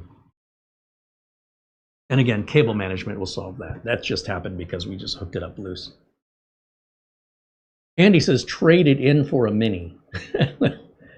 I mean, you're not wrong.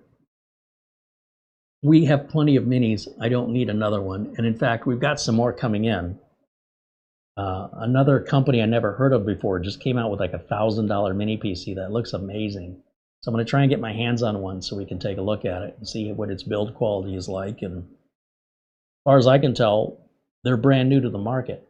Like they don't have anything else. This is how they're entering the market with a high-end mini PC.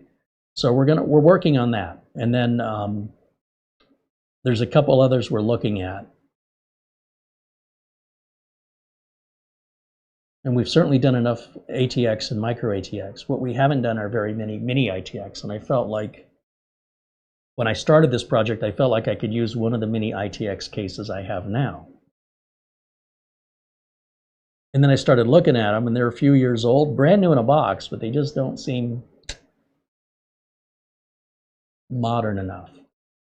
And so what did I do? I bought a case that was 3 or 4 years old. And ended up having the exact same problem I was worried about on the other ones. Like we have an NZXT H210. We have the Metis Plus, which has no windows on it. So there's no point in having anything RGB, and it cannot fit a radiator. But we could maybe put the original cooler back on it, maybe. In fact, I think we could put that original air cooler, not the original one, but the one with the RGB on it. That was enough to cool the chip fine, but we couldn't close the case. I think on the other cases, I think it'll fit with plenty of room left over. I'm not sure, but I think so. We also have an N-Case M1, which is just sitting around, brand new in a box, never been opened. But again, no window on that. It's just a solid steel or aluminum case designed to be portable. The Metis is the same, designed to be portable. The NZXT H210 is kind of a pain to work on, but again, we would put the air cooler in, not use this liquid cooler, which I think the liquid cooler is a dud. But when I say it's a dud, it's working. It does seem like the fluid level's low, and there's no way to top it off. So I don't know how much life is in this cooler. And if we're not going to have a case window, there's nothing to look at. We can just throw an air cooler on it, provided we have enough space to put the cover back on the side panel without the cooler interfering with height. So yeah, help guide me. Dustin Fuller says, great show as always. Bill Sony says, sell it to a senior. I've never met a senior that wants RGB on their computer. I've never met one. Mark Leibowitz joining us from Chicago says hello. Jack Kugelmis says, this is not up to your standards. Start over with a new case or use a renewed or recycled case. Yeah, I mean, I'm definitely leaning that way. Gilberto says this is a work in progress build. Well, it is what it is. I mean, we got to the end. Turns out, not a very good ending. Mark Gain says, what about a Corsair 2500X? Yeah, get the biggest case possible and put this little tiny board in there. You know, we did do a build with the Corsair 2500X, by the way. We've already got one. Hey, the fans are slowing down. The test must be over. I'm not watching it, so let me go back over to see what you guys are looking at on the full screen here. I'm paying attention to the chat room, which I cannot see when I go full screen. Full screen.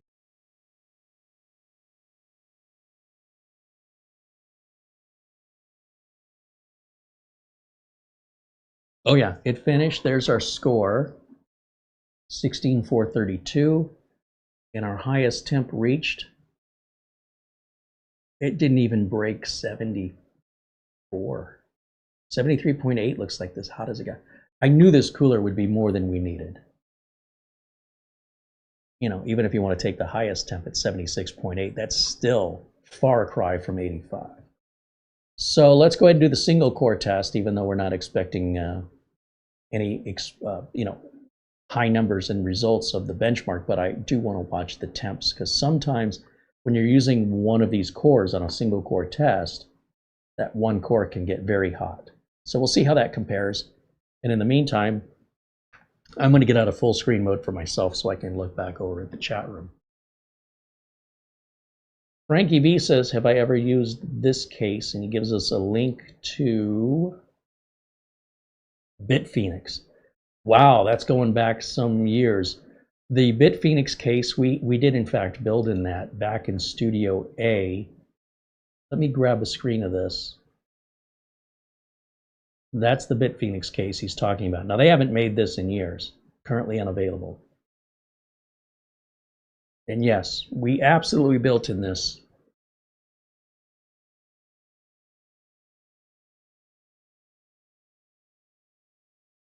But there's no case window on it. And again, it's probably thick enough that we can put that air cooler back on without a problem. And I don't know what you're supposed to do with that slot up there.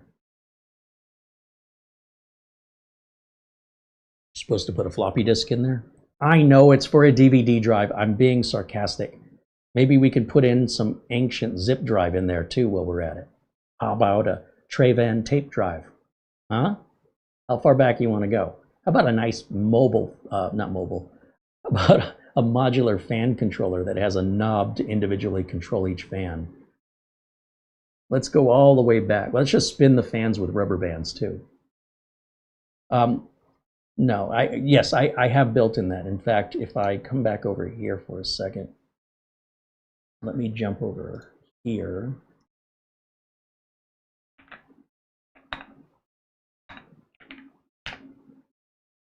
And let me take a look at,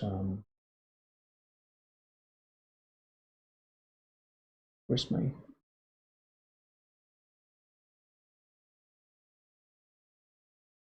Sorry, bear with me for a second. I'm trying to find something on YouTube.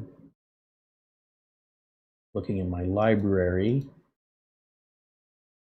Let's type in bit, P-H-E-N-I-X, I think, isn't it? No? How's it spelled?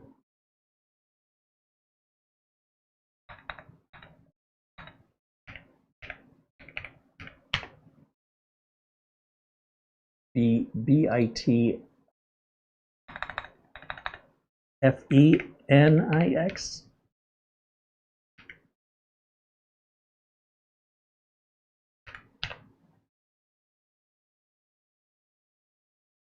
So I have a build here from 2017 with a full-size tower, BitPhoenix. The BitPhoenix Shogun, which is a different case with the glass panel. And I would have done the other BitPhoenix case we were just looking at prior to this. So when I did it, it was before 2017.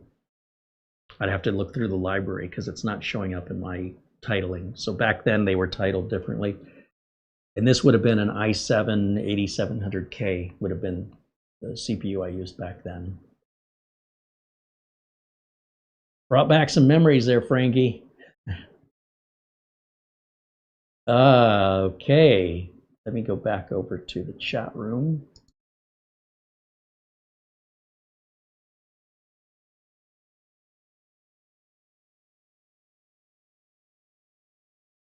Bajan guy says, we live and we learn. Now we know why GSkill only built very few cases and all-in-one pumps. Yeah, apparently.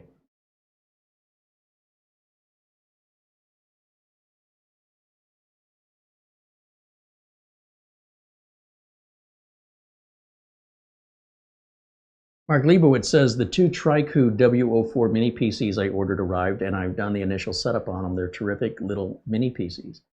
I have personally preferred to reinstall the operating system, Mark. I don't like the multi-language version because I find when you go to do the 23H2 or 24H2 upgrade, when it says it's updating, you'll see Chinese written. Doesn't seem to be any way that I'm aware of to correct it. So I like all my computers to be the same. So I don't know about you, but I'll back up with the drivers, reinstall the latest 24H2, add the drivers back in, and we're back in business. And then it's solid. But I would do that with Triku. Mark wants to know if we've ever built in the Fantex Evolve Shift to Air. Well, that's very specific. I know we did an Evolve case. In fact, the old streamer is a Fantex Evolve V, I think, is what it was called. The Shift to Air, Fantex Evolve Shift to Air. Let's take a look at Amazon. Where did my Amazon page? Fantex Evolve Shift to Air. Is that what it called it? Oh, well, I see a Shift XT, which I'm not a fan of. Let me make sure I'm reading that correctly. Let me go back.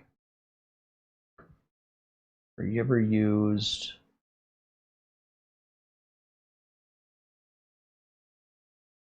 Fantex Evolve Shift to Air? Fantex Evolve Shift to Air. Doesn't seem to be available on Amazon. There doesn't seem to be such a thing. Let me do a Google search and see if I can identify what you're referring to.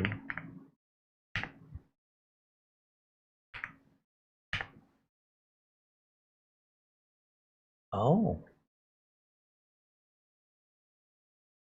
it's expensive.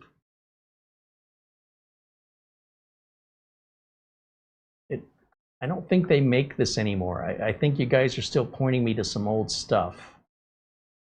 But this is a tall, narrow case, very similar to the Cooler Master. What was it called? The one something. Let me share the screen here with you. The Fantex Evolve Shift 2 Air. I mean, if we got a good seller here, $200 is a lot of money. Got a plastic top.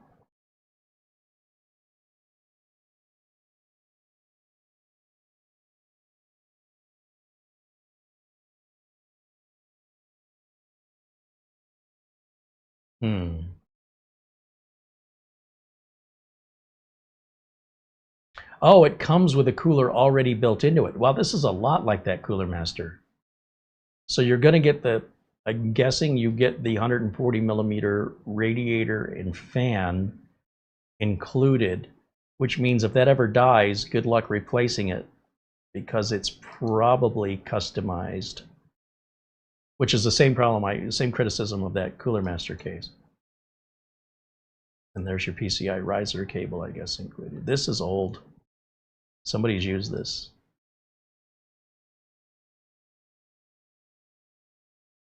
What am I thinking of? Which one was it? The Cooler Master.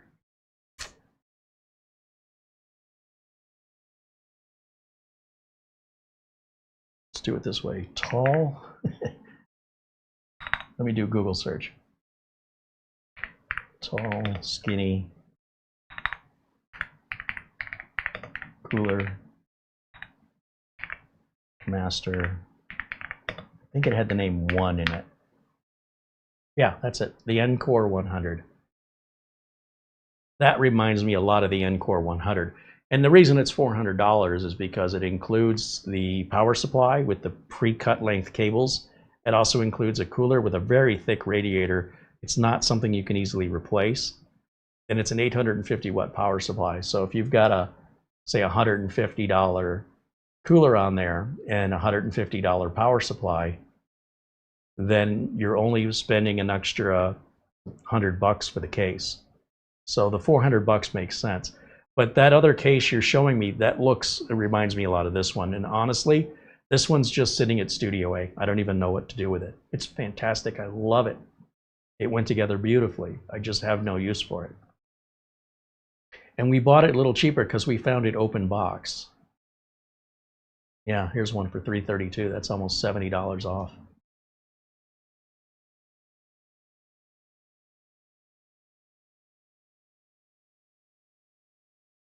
How have our temperatures been running? Full screen.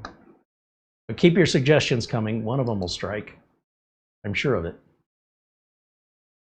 Maximum temperatures over here are really unchanged.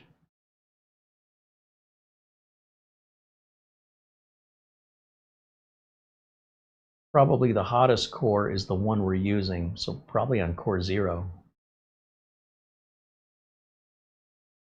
for our single core test.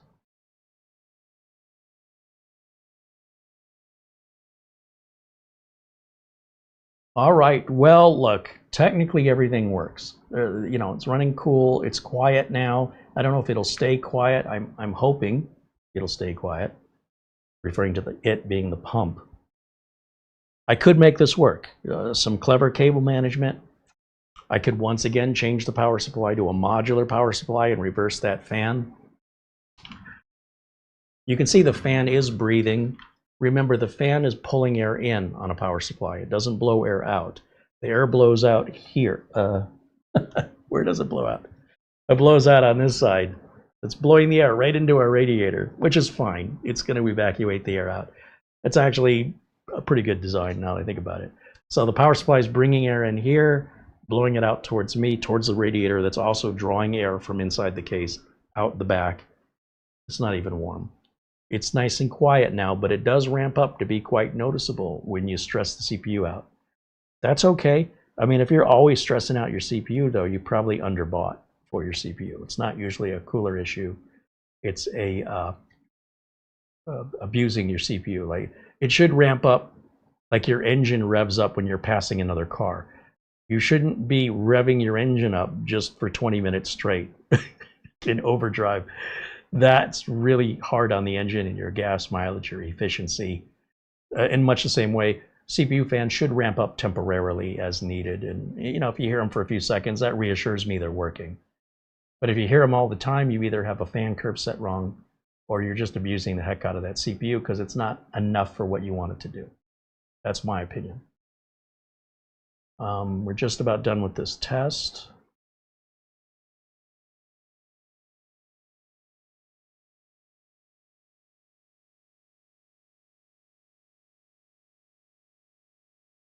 There's our final score, the 2425. Here's our final, these are our temps right now, okay? These were the minimum temps it recorded since we started this piece of software, this monitoring software. And then these are the highest temps recorded, even if they were just for a millisecond. If it reached the highest temp, that's what it's keeping a record of here. And we have 6 cores that are hyper-threaded on here, so a total of 12 cores. But there's only 6 real actual cores, so that's why you're only seeing 6 different temperatures of each core. But that is, I would say, chilly. For a CPU being pressured, it's as hot as it got, was 70. Let me ask Google.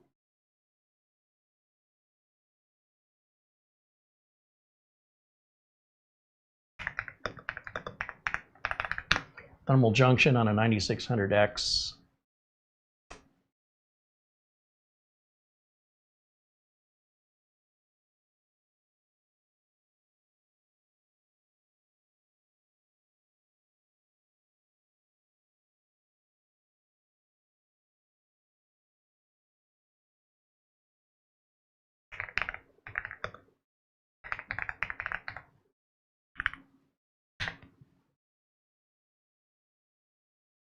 Nobody's telling me. 95.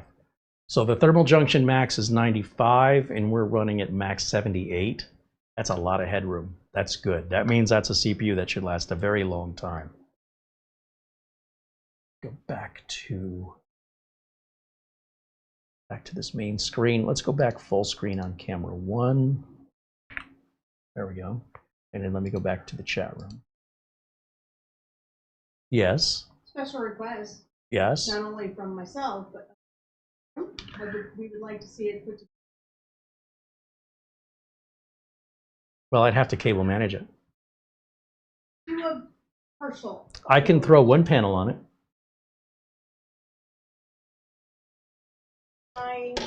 Well, here's the problem. I can't really get the other panel on. I can put this panel on. It's a weird, unique case. We kind of want to see it. All right, that's an idea. I want to see the RGB. Well, you understand. Yeah, I get it. All this is in the way. Yeah. And these hoses sticking out, they're going to be right up against the glass. Let me try it. I'll try it. I mean, worst I could do is short it out. Smoke comes out. Neat, though. And then I know it's kind of a pain, but pretty neat. Every Mini-ITX is a pain.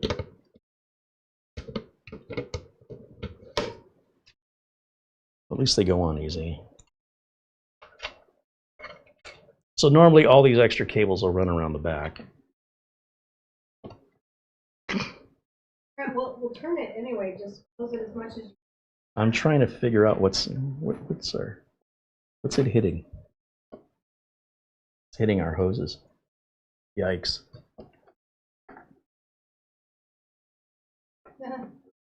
That's not good. So forget about all the power supply cables. These hoses are so stiff, and they're coming out of the top.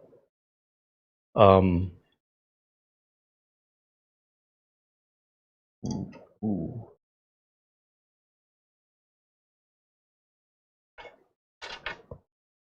Try that. I think it'll make it. Where are you going? Finally getting. I'm gonna put my coffee away. Something.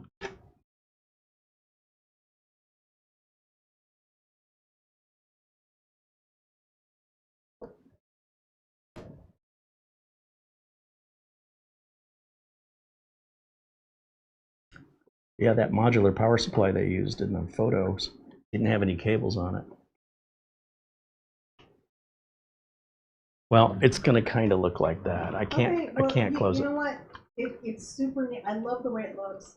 That's very unique. It's unusual. I get that it's neat, but it's kind of worth it. I really like the way. I don't know what everybody else in the chat room thing. What if I said that about you? Would you I consider would that? expect that. Would you expect that to be a compliment, or would you take that I as take a? it as a compliment. I Okay. definitely don't want to be like it. And All I am right. a pain. I'm a definite pain. So.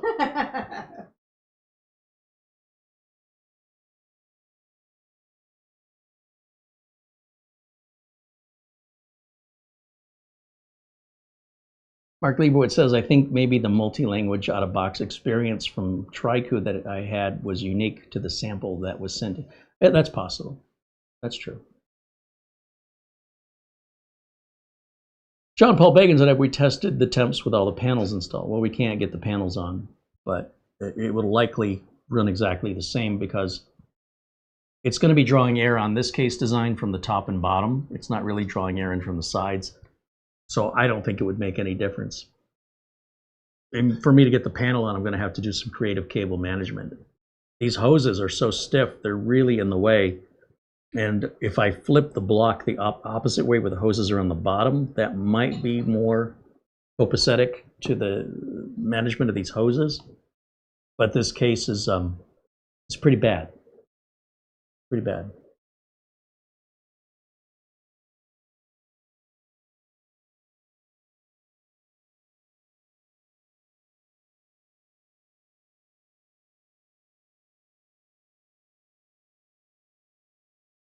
It's busy doing something. Fans just ramped up. Now they're quieting down.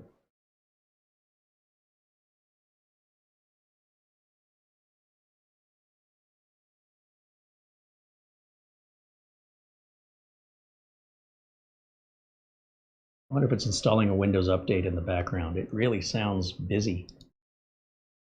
Let me go back over here for a second. And let's grab a screenshot of this whole thing here. So function, print screen ought to do it. Come down here to paint. We'll save these results.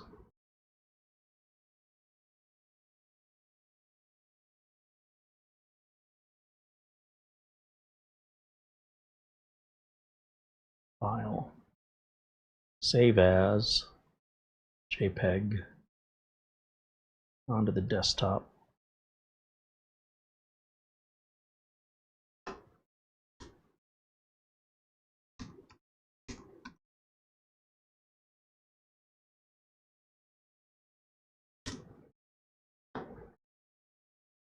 And then we can close this all out since we have it recorded now. Right here.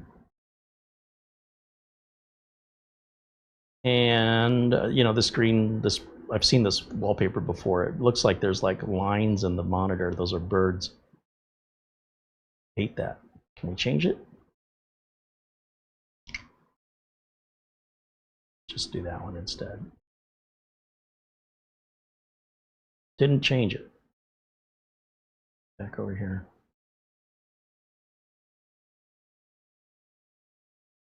Yeah, anything's better than that other one. It's still not changing. Hold on a minute. I didn't think it was that difficult. Right click maybe.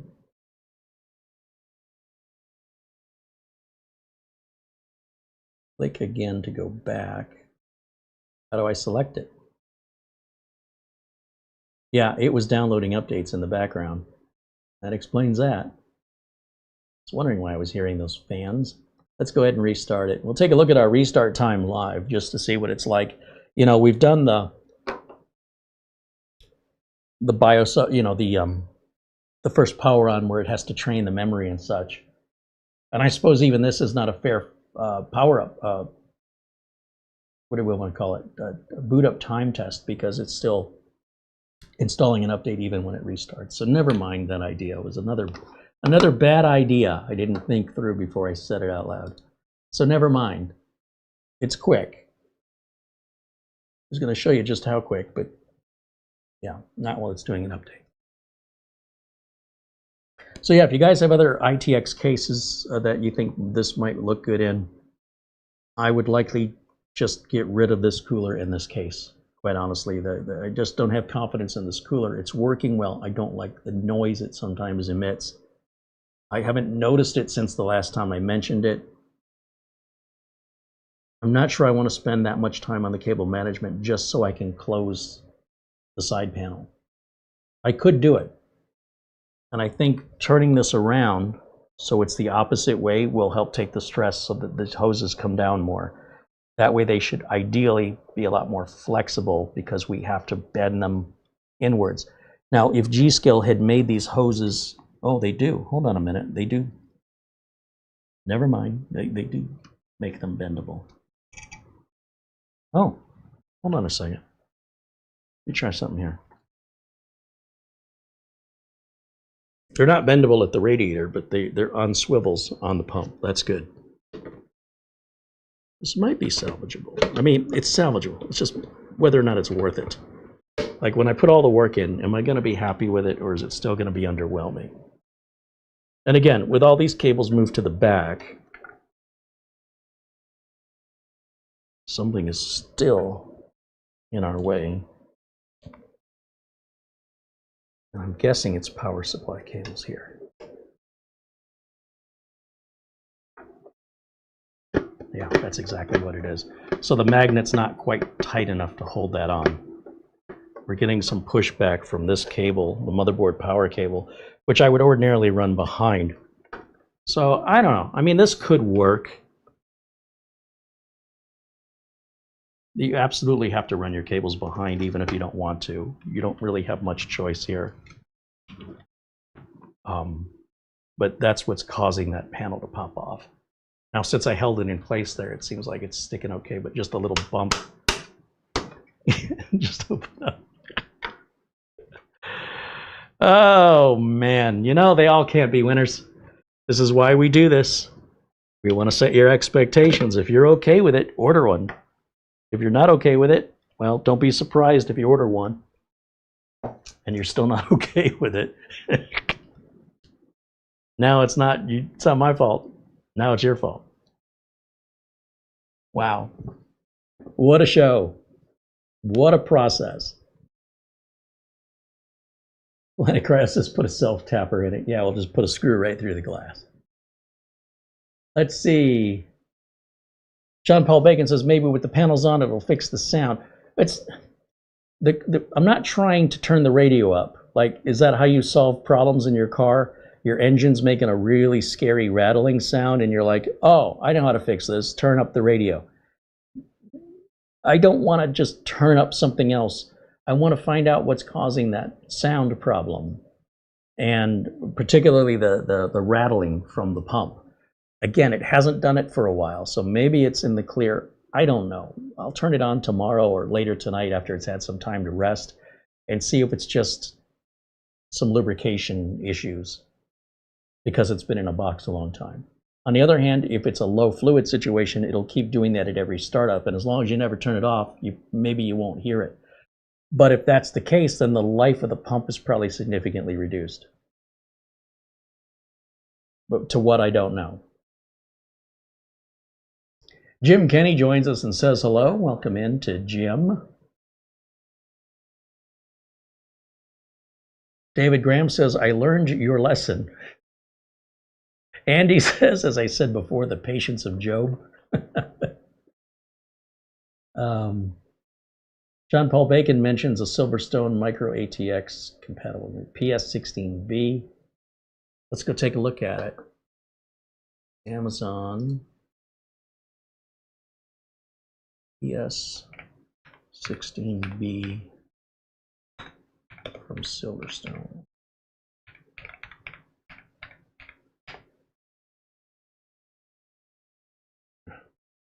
So the problem with this case that I have is it's just a black box. It still has a DVD drive. Well, it looks like it has a DVD drive slot. There's not going to be any RGB. I mean, I've got cases right now, the Metis Plus and the Encase M1, that don't have any glass on them, right? So there's nothing to see. The point of the RAM is to be seen. Why spend extra money for RGB? So when you're making your suggestions, I want you to consider what we're looking at here is a very thin piece of metal that's been punched out to make room for cable management. This also looks like a very old design. And it's pretty rare that we see a really heavy-duty case from Silverstone. They're often very budget-oriented and are made from very cheap materials, which is fine if that's what you're looking for. I see they do have some RGB on the front, and that, if we wanted to put hold on a minute, there's PS15 has glass on the side. Yeah, so the PS16B, I'm not interested in that. It looks like the shadow of a computer. The PS15 is micro ATX though, which is just bigger than I want to go. What's the point of suffering with Mini-ITX to put it into a case that will hold a micro ATX so you don't have to make the sacrifices? So the whole point of having Mini-ITX is to put it into a Mini-ITX case. All right, I want to be very clear on that. Mini-ITX motherboards are expensive and limited. So to give you an example, come back over to camera 1. To give you an example, a Mini-ITX motherboard only has 2 RAM slots. A micro ATX motherboard can have 4. So you already cut how much RAM you can put in half. A Mini-ITX motherboard always has Bluetooth or Wi-Fi. Micro ATX can be sold either way. A Mini-ITX board will always sell for more money because it's got a lot more enhancements, and it's more difficult to cram everything on a board that has to be this size. If you're going to put a board this size into a case that can hold a bigger board, why would you spend the extra money and go through the limitations when you could have spent less money and had more options with a micro ATX board in a micro ATX case? It's fair to say that any case that is micro ATX, ATX, or ETX will hold something smaller. So any ATX case will hold a micro ATX, and any micro ATX case will hold a mini ITX. You can always go backwards. But we can't put a bigger motherboard into a smaller case. We can't put micro ATX or ATX motherboards into a mini ITX case. But we can put a mini ITX board into a micro ATX or ATX case. But then why would you? Why would you want a bigger case and a more limited motherboard and then spend more money on top of it for that board when the whole point of it is to make it as small as possible? So when I'm asking for mini ITX case suggestions, I am specifically asking for mini ITX only. I thought that when I said it. I didn't realize I had to clarify it. But so many of you were offering micro ATX cases. I don't think you understand the point of why we're building with a mini ITX board. We've done micro ATX builds in the past. In fact, the old streamer, the Fantex Evolve, is a micro ATX. It's significantly larger and a lot easier to work on. So I could take the motherboard out of that and put this board in there, and it'll look this big inside of this. It would look ridiculous. So what I'm looking for, again, preferably a micro ATX, a mini ITX case only. That's different from anything we've done before. That's all I'm looking for. So if you have suggestions, that is a case we've never done, and it's mini ITX only, I appreciate your recommendations. Keep trying. Don't worry if we haven't struck gold yet. Keep digging. It's there. Help me find it. There should be more than one available that we haven't tested yet. That would be something different, than what we've already done. And we'll move these components into it. Barring that, I guess I have little choice but to just make this case work. And I still might want to switch that power supply out a third time and actually do a modular, because given all these extra cables, and I'm not real comfortable with that power supply fan being on the other side. It's all well and good until somebody mounts something on the other side.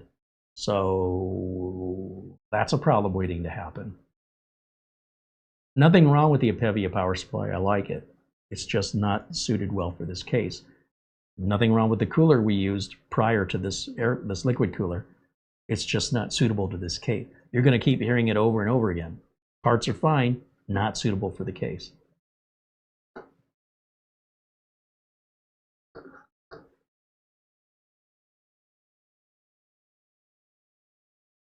Bill says he's never built a computer ready, has no room. Yeah, well, you don't need to. You can get a mini PC. This is for the people that want to build one themselves. John Paul Bacon mentions the M09 Mini-ITX computer case. Oh, take a look at that. M09 Mini-ITX. I'll just Google it.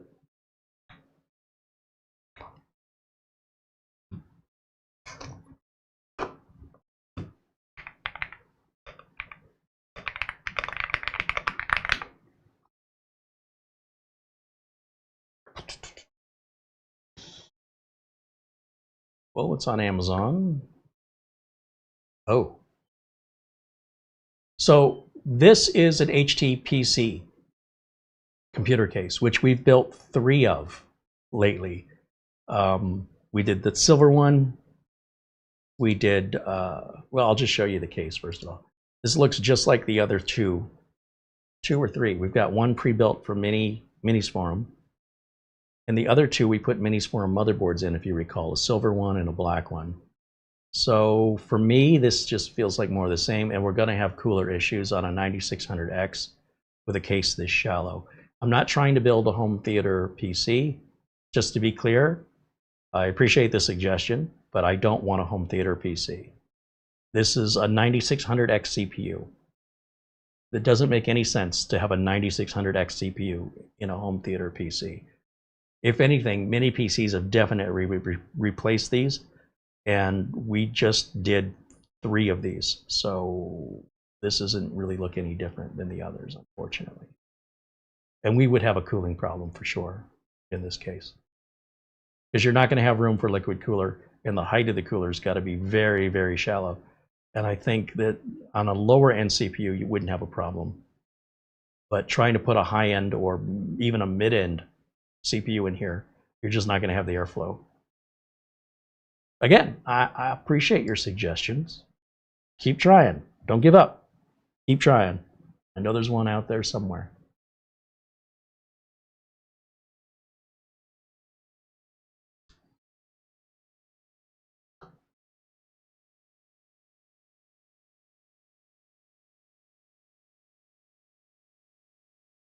Bill says, can we see the new USB Seagate storage content for the channel? Seagate makes flash, there's SSD externals, there's hard drive externals. Is there a specific product or product line? Seagate makes a lot of stuff, so I'm not quite sure what you're referencing. So the answer is maybe, until I understand what you're asking. David Grant mentions the Johnsbow TK0. As I recall, we already built in that. Johnsbow TK0. Yeah, we already built in that case. Back over to my YouTube channel.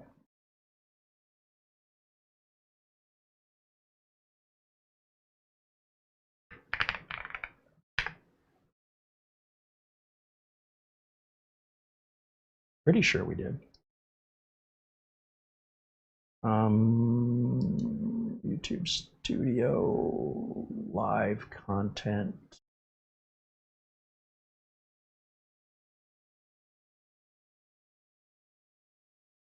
John's, I'll just type in John's.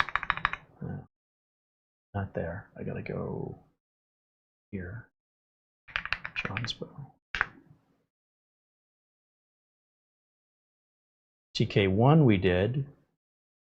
Where that TK1 looks exactly the same. What's this one?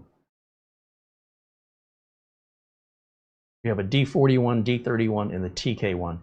So the TK1 and the TK0, I think. Let's see, I think the only difference is the wood grain front, but I could be mistaken. Or one's Mini-ITX, one's Micro-ITX. So I'll let you guys decide. Let's take a look over here and compare them. Johnsbow TK1. Yeah, that's exactly what it is. One's Mini-ITX and one's Micro-ITX. And we did the TK1. They look exactly the same, just one's a little bit shorter. If we take a look, I'll share the screen with you. Here is the TK1 that we did the video build on this case. When we even got our hands on a Jonesbo cooler from South Korea for this build. And then the TK0 looks exactly the same. It's just a little more square, I guess, I suppose. I hate that there's only one USB type A on the front. You know that takes up 2 on the connector, and it only gives us back 1. And at $130, it's unacceptable. So it looks like they have the Mini-ITX, the Micro-ATX, and then they have the same thing in white. And then they have the TK3, which I'm thinking is just, again, well, this says it's Mini-ITX. No, it's got to be full ATX, right? No? TK3. Yeah, full-size ATX. So they're just 3 different sizes. 0 is the smallest, 1 is the mid, 3 is the full size. And, you know, at least with the full size, they give you your 2 USB A's here. Gosh, that really angers me. It's really offensive that they're going to consume 2 connectors and give us 1 back. We have plenty of room for it. There's no reason, and it's not like it's a cheap case. So, I mean, it's a good suggestion, but it's just so similar to what.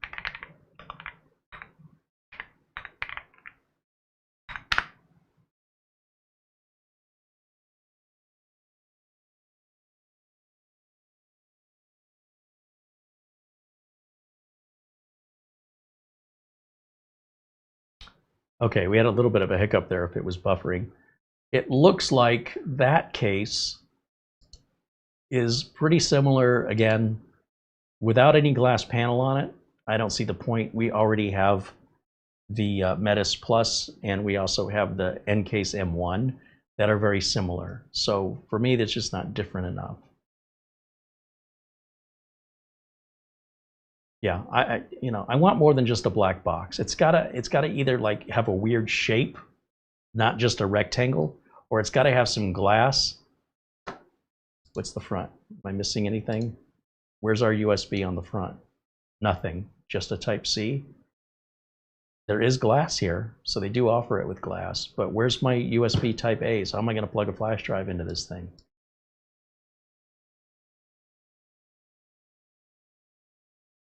Too bad, so sad, you gotta go around the back.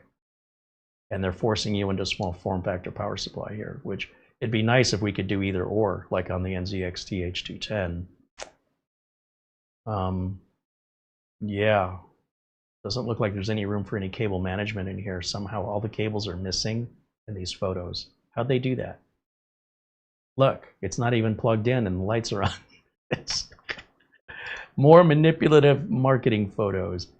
Again, I appreciate that suggestion. It's just not, I don't see anything special here. This looks very bland and generic. And that limited USB port on the front, you know, we're paying all this money for a really nice Mini-ITX motherboard. It's decked out with I/O, and then we don't even use it on this case. So that's another consideration. I'd like to see, just like on this case we worked on here today, I would like to see 2 USB, well, does this have, let me just, yeah, 2 USB Type-A's and a Type-C. There's no reason they can't provide that on a Mini-ITX case. If the ITX case is so amazing, I'll sacrifice one of them, but not both of them. So, yeah. So anyway, again, keep those suggestions coming. I know there's something out there we haven't seen yet. And thank you for the super chat and the suggestion, Planet Cryos. Mark Gaines mentions a Cooler Masterbox NR200P. Let's take a quick look.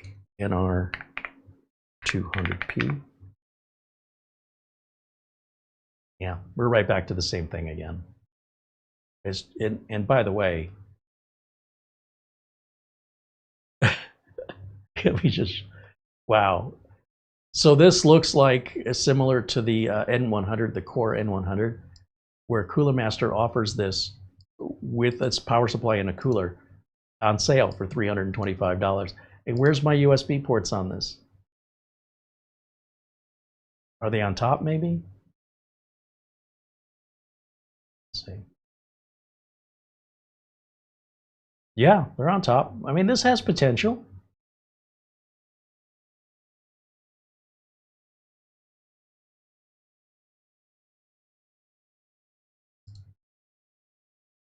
Interesting. Awfully expensive.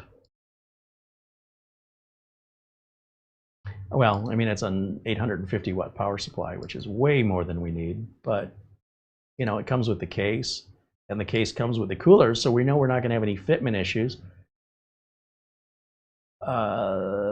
Pretty simple, but not bad. It's more than I wanted to spend, and again, you're going to have an extension cable. You know that because this is not an ordinary part of the back of a computer. That's normally the back of a power supply. So the power supply must go in there somewhere else. Let's see if I can pull up a better picture. Where is that power supply going?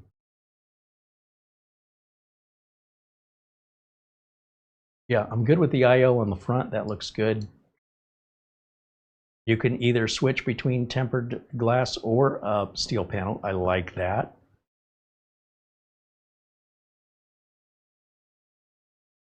Power supply is upside down. Where is it going?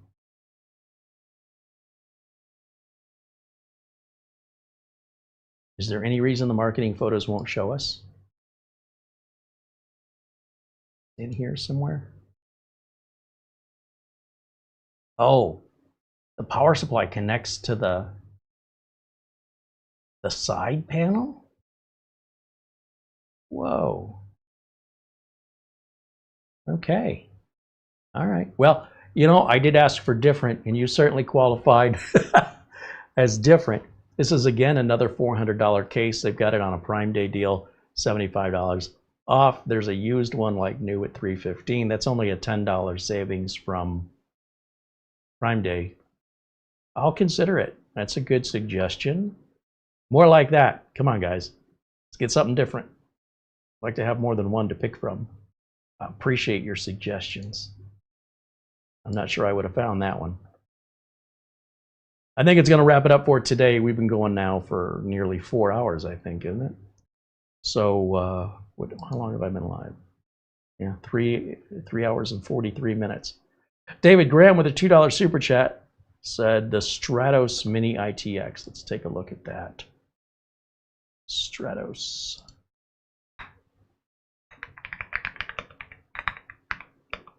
Mini-ITX.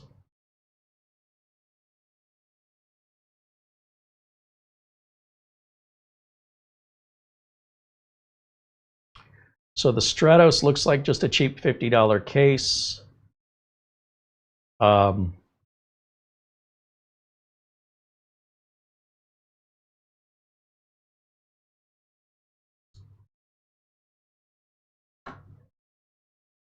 Take a couple weeks for that to arrive. Oh, as much as a month? 6 weeks. It'll be 6 weeks before we could get this case.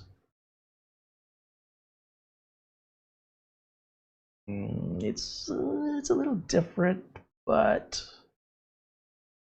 got our USB, but we don't have USB-C. And our motherboard provides it. We paid extra for it. We will not be able to use it on this case. So that case is out. It's also out because its shipping takes too long. What about this other one? Oh, that just comes with a liquid cooler, and it's out of stock. Wah, wah. Nice try. Thank you for playing. Not going to work. All right, let me get back over to our chat room, and let me say goodbye to everybody. If you find anything, leave it in the comments. And, you know, don't feel bad if I don't use it for one reason or another. We appreciate your participation. With enough people participate, we're definitely going to find one. So I appreciate your help. That's going to wrap it up for me for today. I want to thank our friends, of course, at SCD Keys, because they're the ones providing us with our Windows and Office license keys that I'm not stuck paying the prices I used to pay, and I'm not stuck rolling the dice on other sites with shady sellers, which more often than not don't have any support after the sale. So with that, I'm going to put their logo up here, little banner. And this is where I buy my license keys. And I use my own coupon code, and I pay the same price as you pay. I am telling you, behind the scenes, running a business and having to maintain everything legit and legal Remember, some of my clients are attorneys. It's very important I'm not cutting corners on their software licensing. So this is the cheapest I can find that also provides me that safety and that support, and is 100% reputable. They've been around a very long time, more than 10 years. I'm not twisting your arm to buy there. I'm just telling you this is where I buy my keys. As a professional business, that's where I go. I'm not a big enough business like Dell or HP that I can pay, to buy 10,000 licenses. I don't buy that many. So it ends up putting me in this weird middle area between high-end computer service places like Geek Squad and the do-it-yourself Craigslist techs that are just pirating stuff, or they don't care. They just get it from an unknown source, and if it works, it works, and if not, too bad. I'm right in the middle. And so for me to get the license keys I want at a bulk price without making the bulk purchase, this is the only site I have found that supports after the sale that sells that cheaply. And I've run it through all the tests. Everything passes 100% legit. Prove me wrong. There's a lot of people that like to speak a lot about things they don't really understand. So if you have any evidence that challenges or is different from what the information I'm giving you, I'd like you to show me the evidence, because I've been using it for quite a few years now, and everything is 100% legit. I don't want you to worry about legitimacy. I've already done the research for you. I also don't want you to worry about taking your money and running. They support up to 6 months after the sale.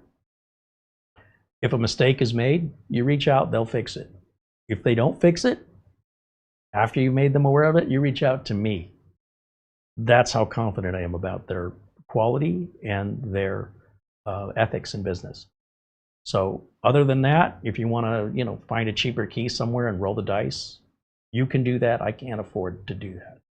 We have links for Windows 10, Windows 11 Home and Pro, all variations of Microsoft Office in our video notes below this video. You must enter the coupon code Carey to get that additional 30% off. I think a Windows 10 license key is around $17. The price has gone up a little bit. Now, this is the other problem when you wait. There is a difference in exchange rate between American dollars or whatever country you're in, and I think they're in Hong Kong. And as the exchange rate changes, so does the price of the product in your currency. Not much we can do about it. It's not like they just raise the price one day. It's usually in response to the market. That being said, do know that much like the price of a gallon of gasoline, these prices do fluctuate, just not quite as often. They go up, they go down, and they stand behind it 100% regardless of, even if you didn't use the coupon code, the price is still really good compared to what Microsoft and others want to sell that license key for. So I can't thank them enough for extending that offer that I have, that I'm allowed to share that with you. And with that, thanks of course to everybody that contributed today, and all of our members, as always, who have basically paid for everything on this table. Nothing here was sent to us for free. It's because of our members and the fact that we don't have to use any particular manufacturer's product. GSkill hasn't paid us a penny ever in the history of this channel, nor has ASRock, nor has OLOy, nor has Fanxiang or whoever's NVMe drive we used, Apevia. None of these companies know who we are. So we're able to buy the products just like you do at home. We're able to build a computer just like you do at home. And we're able to do this in real time, not sped up and edited. Because as far as I know, you can't do that at home. Let me just edit past this inconvenient part of my life. This is real education, not a commercial. Once again, I want to say thank you to Mortant. A thank you to Robert, whichever Robert that was. Thank you for your super chat. Ben Laird, not your super chat, your Amazon gift cards. Thank you to Mortant for the Amazon gift card. Robert, Ben Laird, and our friend Buster with a very generous Amazon gift card. It's those Amazon gift cards that we're using to buy all this stuff, in case you're wondering. Let's see. Jose writes in and says,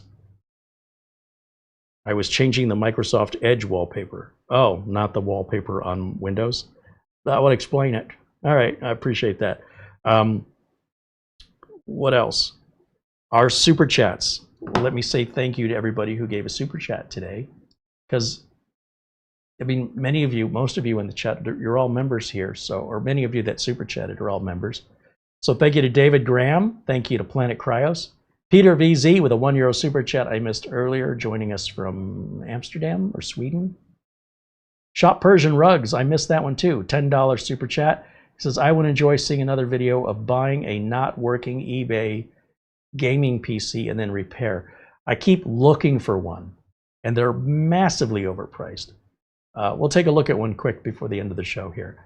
Shop Persian Rugs, again with a $5 super chat, says, I hope you all have a great weekend. Well, thank you. You too. Robert Jones says, Carey, I would thread lock work to secure the screw. Oh, Carey would thread lock work. Maybe. Thank you for the $5 super chat. It's possible. I just leave the screw out. We might end up not even using this cooler anyway because it doesn't solve the pump noise, which again, it hasn't been making any noise, but we haven't shut it off, let it cool down, and start it up again. If it keeps making the noise, this screw is the least of our problems, so it'll go with the pump. David Graham, thank you again for your super chats. And Frank Jimmy, thank you for renewing membership. Gilberto Calazzo just became a member today. Thank you, Gilberto. Thank you for supporting us here. Patrick Manny and 3D Everything, thank you for renewing your memberships. Nick Caffrey, thank you for your super chat. And Planet Cryos also renewed membership and super chatted again. We certainly appreciate that. Nick Caffrey and Mark Gaines also renewed their memberships. So with you guys supporting us like this, we don't have to sit here and spout off some written script from some manufacturer that wants us to promote some product that otherwise we wouldn't be talking about. And you guys enable that freedom for me to show the content I want to show, how I want to show it, when I want to show it, and I don't have to worry about any repercussions like a company saying we're not going to pay you since you didn't do what we told you to. Okay, so without you guys, this very unique YouTube business model doesn't work.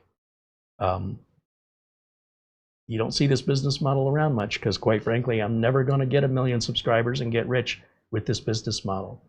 You know, Consumer Reports magazine doesn't take any advertisers. They buy everything they review anonymously, and it's how popular are they right now? Does anybody still have a subscription to Consumer Reports? It's a great magazine. I love it. I'm sure it's still around. I haven't seen it anywhere in a long time.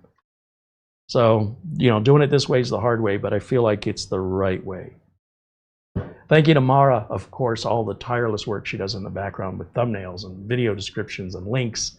And of course, she addresses and answers your emails, which once again, email address to reach us, showcasecreate@gmail.com. You can also send case suggestions there too. If you have any questions, you can address them there. And we have our forum at it's CareyHolzman.boards.net, and that's free, open 24/7. You can leave messages to each other. It's all public. And finally, let's take a look over at eBay. And I'm going to show you what my frustration is. There's a lot of greedy people out there really trying to gouge complete strangers who never did them wrong. And it really offends me. But let's just take a look. I know I'm going to just see more of the same, but maybe we'll stumble onto something. But we go to eBay and we're going to look for, I'll type in gaming PC. And then I'm going to scroll down and I'm going to pick condition. And for parts are not working. Then I'm going to sort it here by lowest price plus shipping listed first.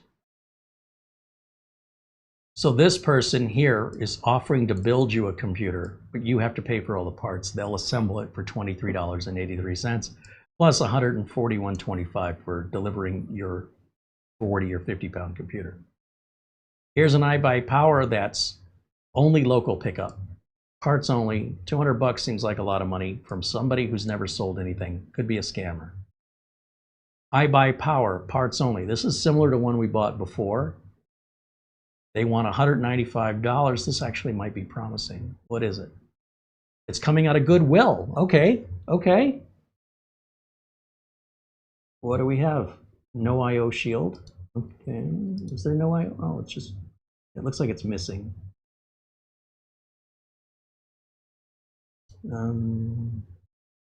What is in there?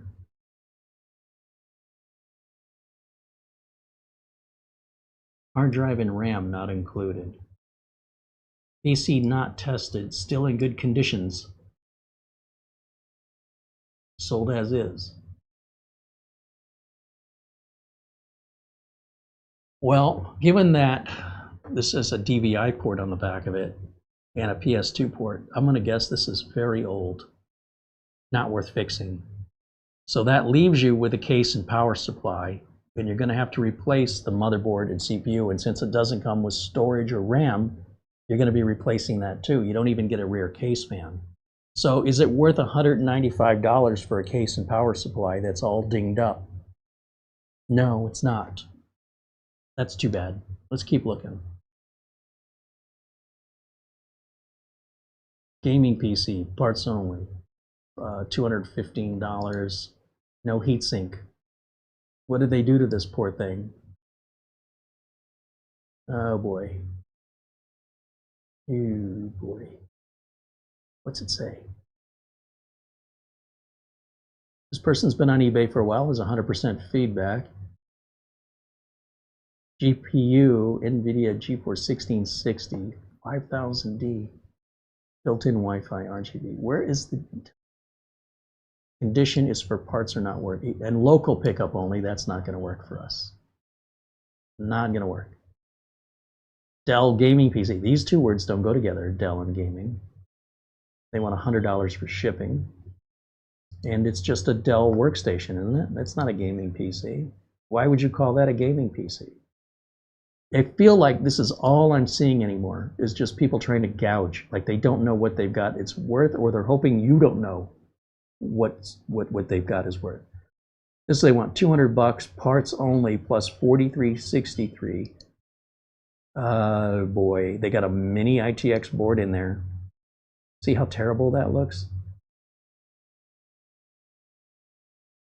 Why would you do that? Why such a big case? And why is there an Apple sticker on it? Wishful thinking. And the I/O shield. What are they doing with these I/O shields? And it's VGA. You know that's going to be just the latest and greatest, isn't it? That is not worth $200. Nothing about that. Oh my gosh, how old is this? Does it say? It's got to be 15 years old.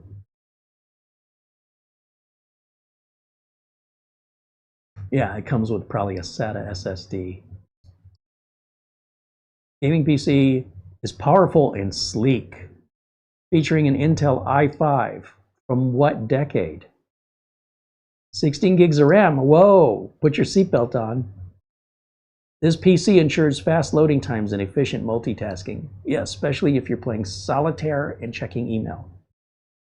The Black Tower form factor adds a professional and stylish look to the setup with a built-in Wi-Fi adapter and HDMI connectivity. They obviously just copied and pasted this. Nobody talks this way. Backed by a 1-year manufacturer warranty. No, it isn't. It's said sold as is. So this is a copy and paste. They couldn't even be bothered to. Oh, look, no feedback yet. Yeah, that's sketchy. Oh my gosh, that's sketchy. You know, we should just do a show looking at Facebook Marketplace and eBay to look how people are trying to screw over other people. This is messed up. $160 plus $100 shipping for a Skytech gaming case. Oh, this is the one we looked at before. This needs to go in the garbage can. It's stained, and it's an empty case. It's empty. Yeah, there's a rear case fan and a nasty old all-in-one. No motherboard, no nothing. No power supply. And it's all banged up, dingy. Someone spilled something on it. It's gross. It's missing a foot. This, look, what is on the bottom? What is that? Go on, I dare you to lick it. But look, it's only going to cost $159 plus shipping, another $94. You can pick this up for a measly $275. At what point do you start getting angry? And look, we found all the I/O shields that are missing. So you can have a motherboard without an I/O shield or an I/O shield without a motherboard. Welcome to eBay. PCI slot covers, you get 50% off. Are you kidding me? This goes in a garbage can. Sorry, I'm getting worked up. Let's save this for another show topic because boy, oh boy, you're going to get me started on something and we'll just keep looking and it just gets worse as the price goes up, what they're offering goes down. It gets worse. We started at the bottom, price.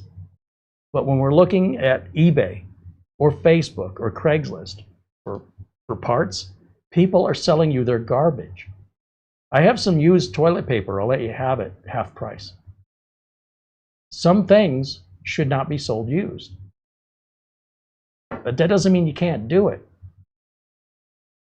Be very careful when you're buying from sellers. How many of those sellers had zero feedback? How many of those sellers are just scammers? How many of those sellers have any idea what they're selling is worth buying? And how many sellers are doing it on purpose? I don't know why people do this to each other. It's not cool. Please, please be careful when you're shopping in places like that. I mean, the price has got to be so cheap that you're willing to risk it. That case shouldn't be 20 bucks. And the cost of shipping it, it's not worth the cost of shipping it. It should be, here, if you're local and you want to pick it up, 20 bucks. But really, it needs to go in the garbage can. Good luck finding the spare foot. You know, I suppose you could take all the other feet off and make your own. You know, why not spend 3 times more on parts and time than just buying a brand new case that's not all dingy and needs to be cleaned and has grossness and damage to it? They couldn't give that to me. If they gave me that case, I would say, thank you, that's a very nice gift, have a nice day. And as soon as they left, it would go in the trash can. All right, I think that'll wrap it up. You got me all worked up. Are you happy? I hope you have a great Friday and a wonderful weekend. We will be back over the weekend, I'm sure. I'm not sure what time yet, but who knows? Maybe we'll pick up on this if you remind me. And yeah, that's going to wrap it up, I think. John Paul Bacon mentions the Thermaltake Tower 250. We already built in the Tower 100, and the 250, I think, just has curved glass. It's a very large Mini-ITX case, and I'd much prefer to keep it smaller. But I do appreciate the suggestions again. That's going to wrap it up. Please, you know, if you want to send some case suggestions, either leave them in comments. I'm not going to see them all in the chat, or send us an email. Just don't send them one at a time. If you've got a bunch you want to suggest, please try to combine them in one email. It'll make life less stressful for us. But we do appreciate your suggestions, and we appreciate all your memberships and support of all, as always. A shout out again and thank you to Buster, our friend out there in Scotland, good friend of the channel, and to each and every one of you. I wish you a happy weekend. Try and stay out of the heat. Be safe. And I look forward to seeing you all very, very soon. Until then, bye for now.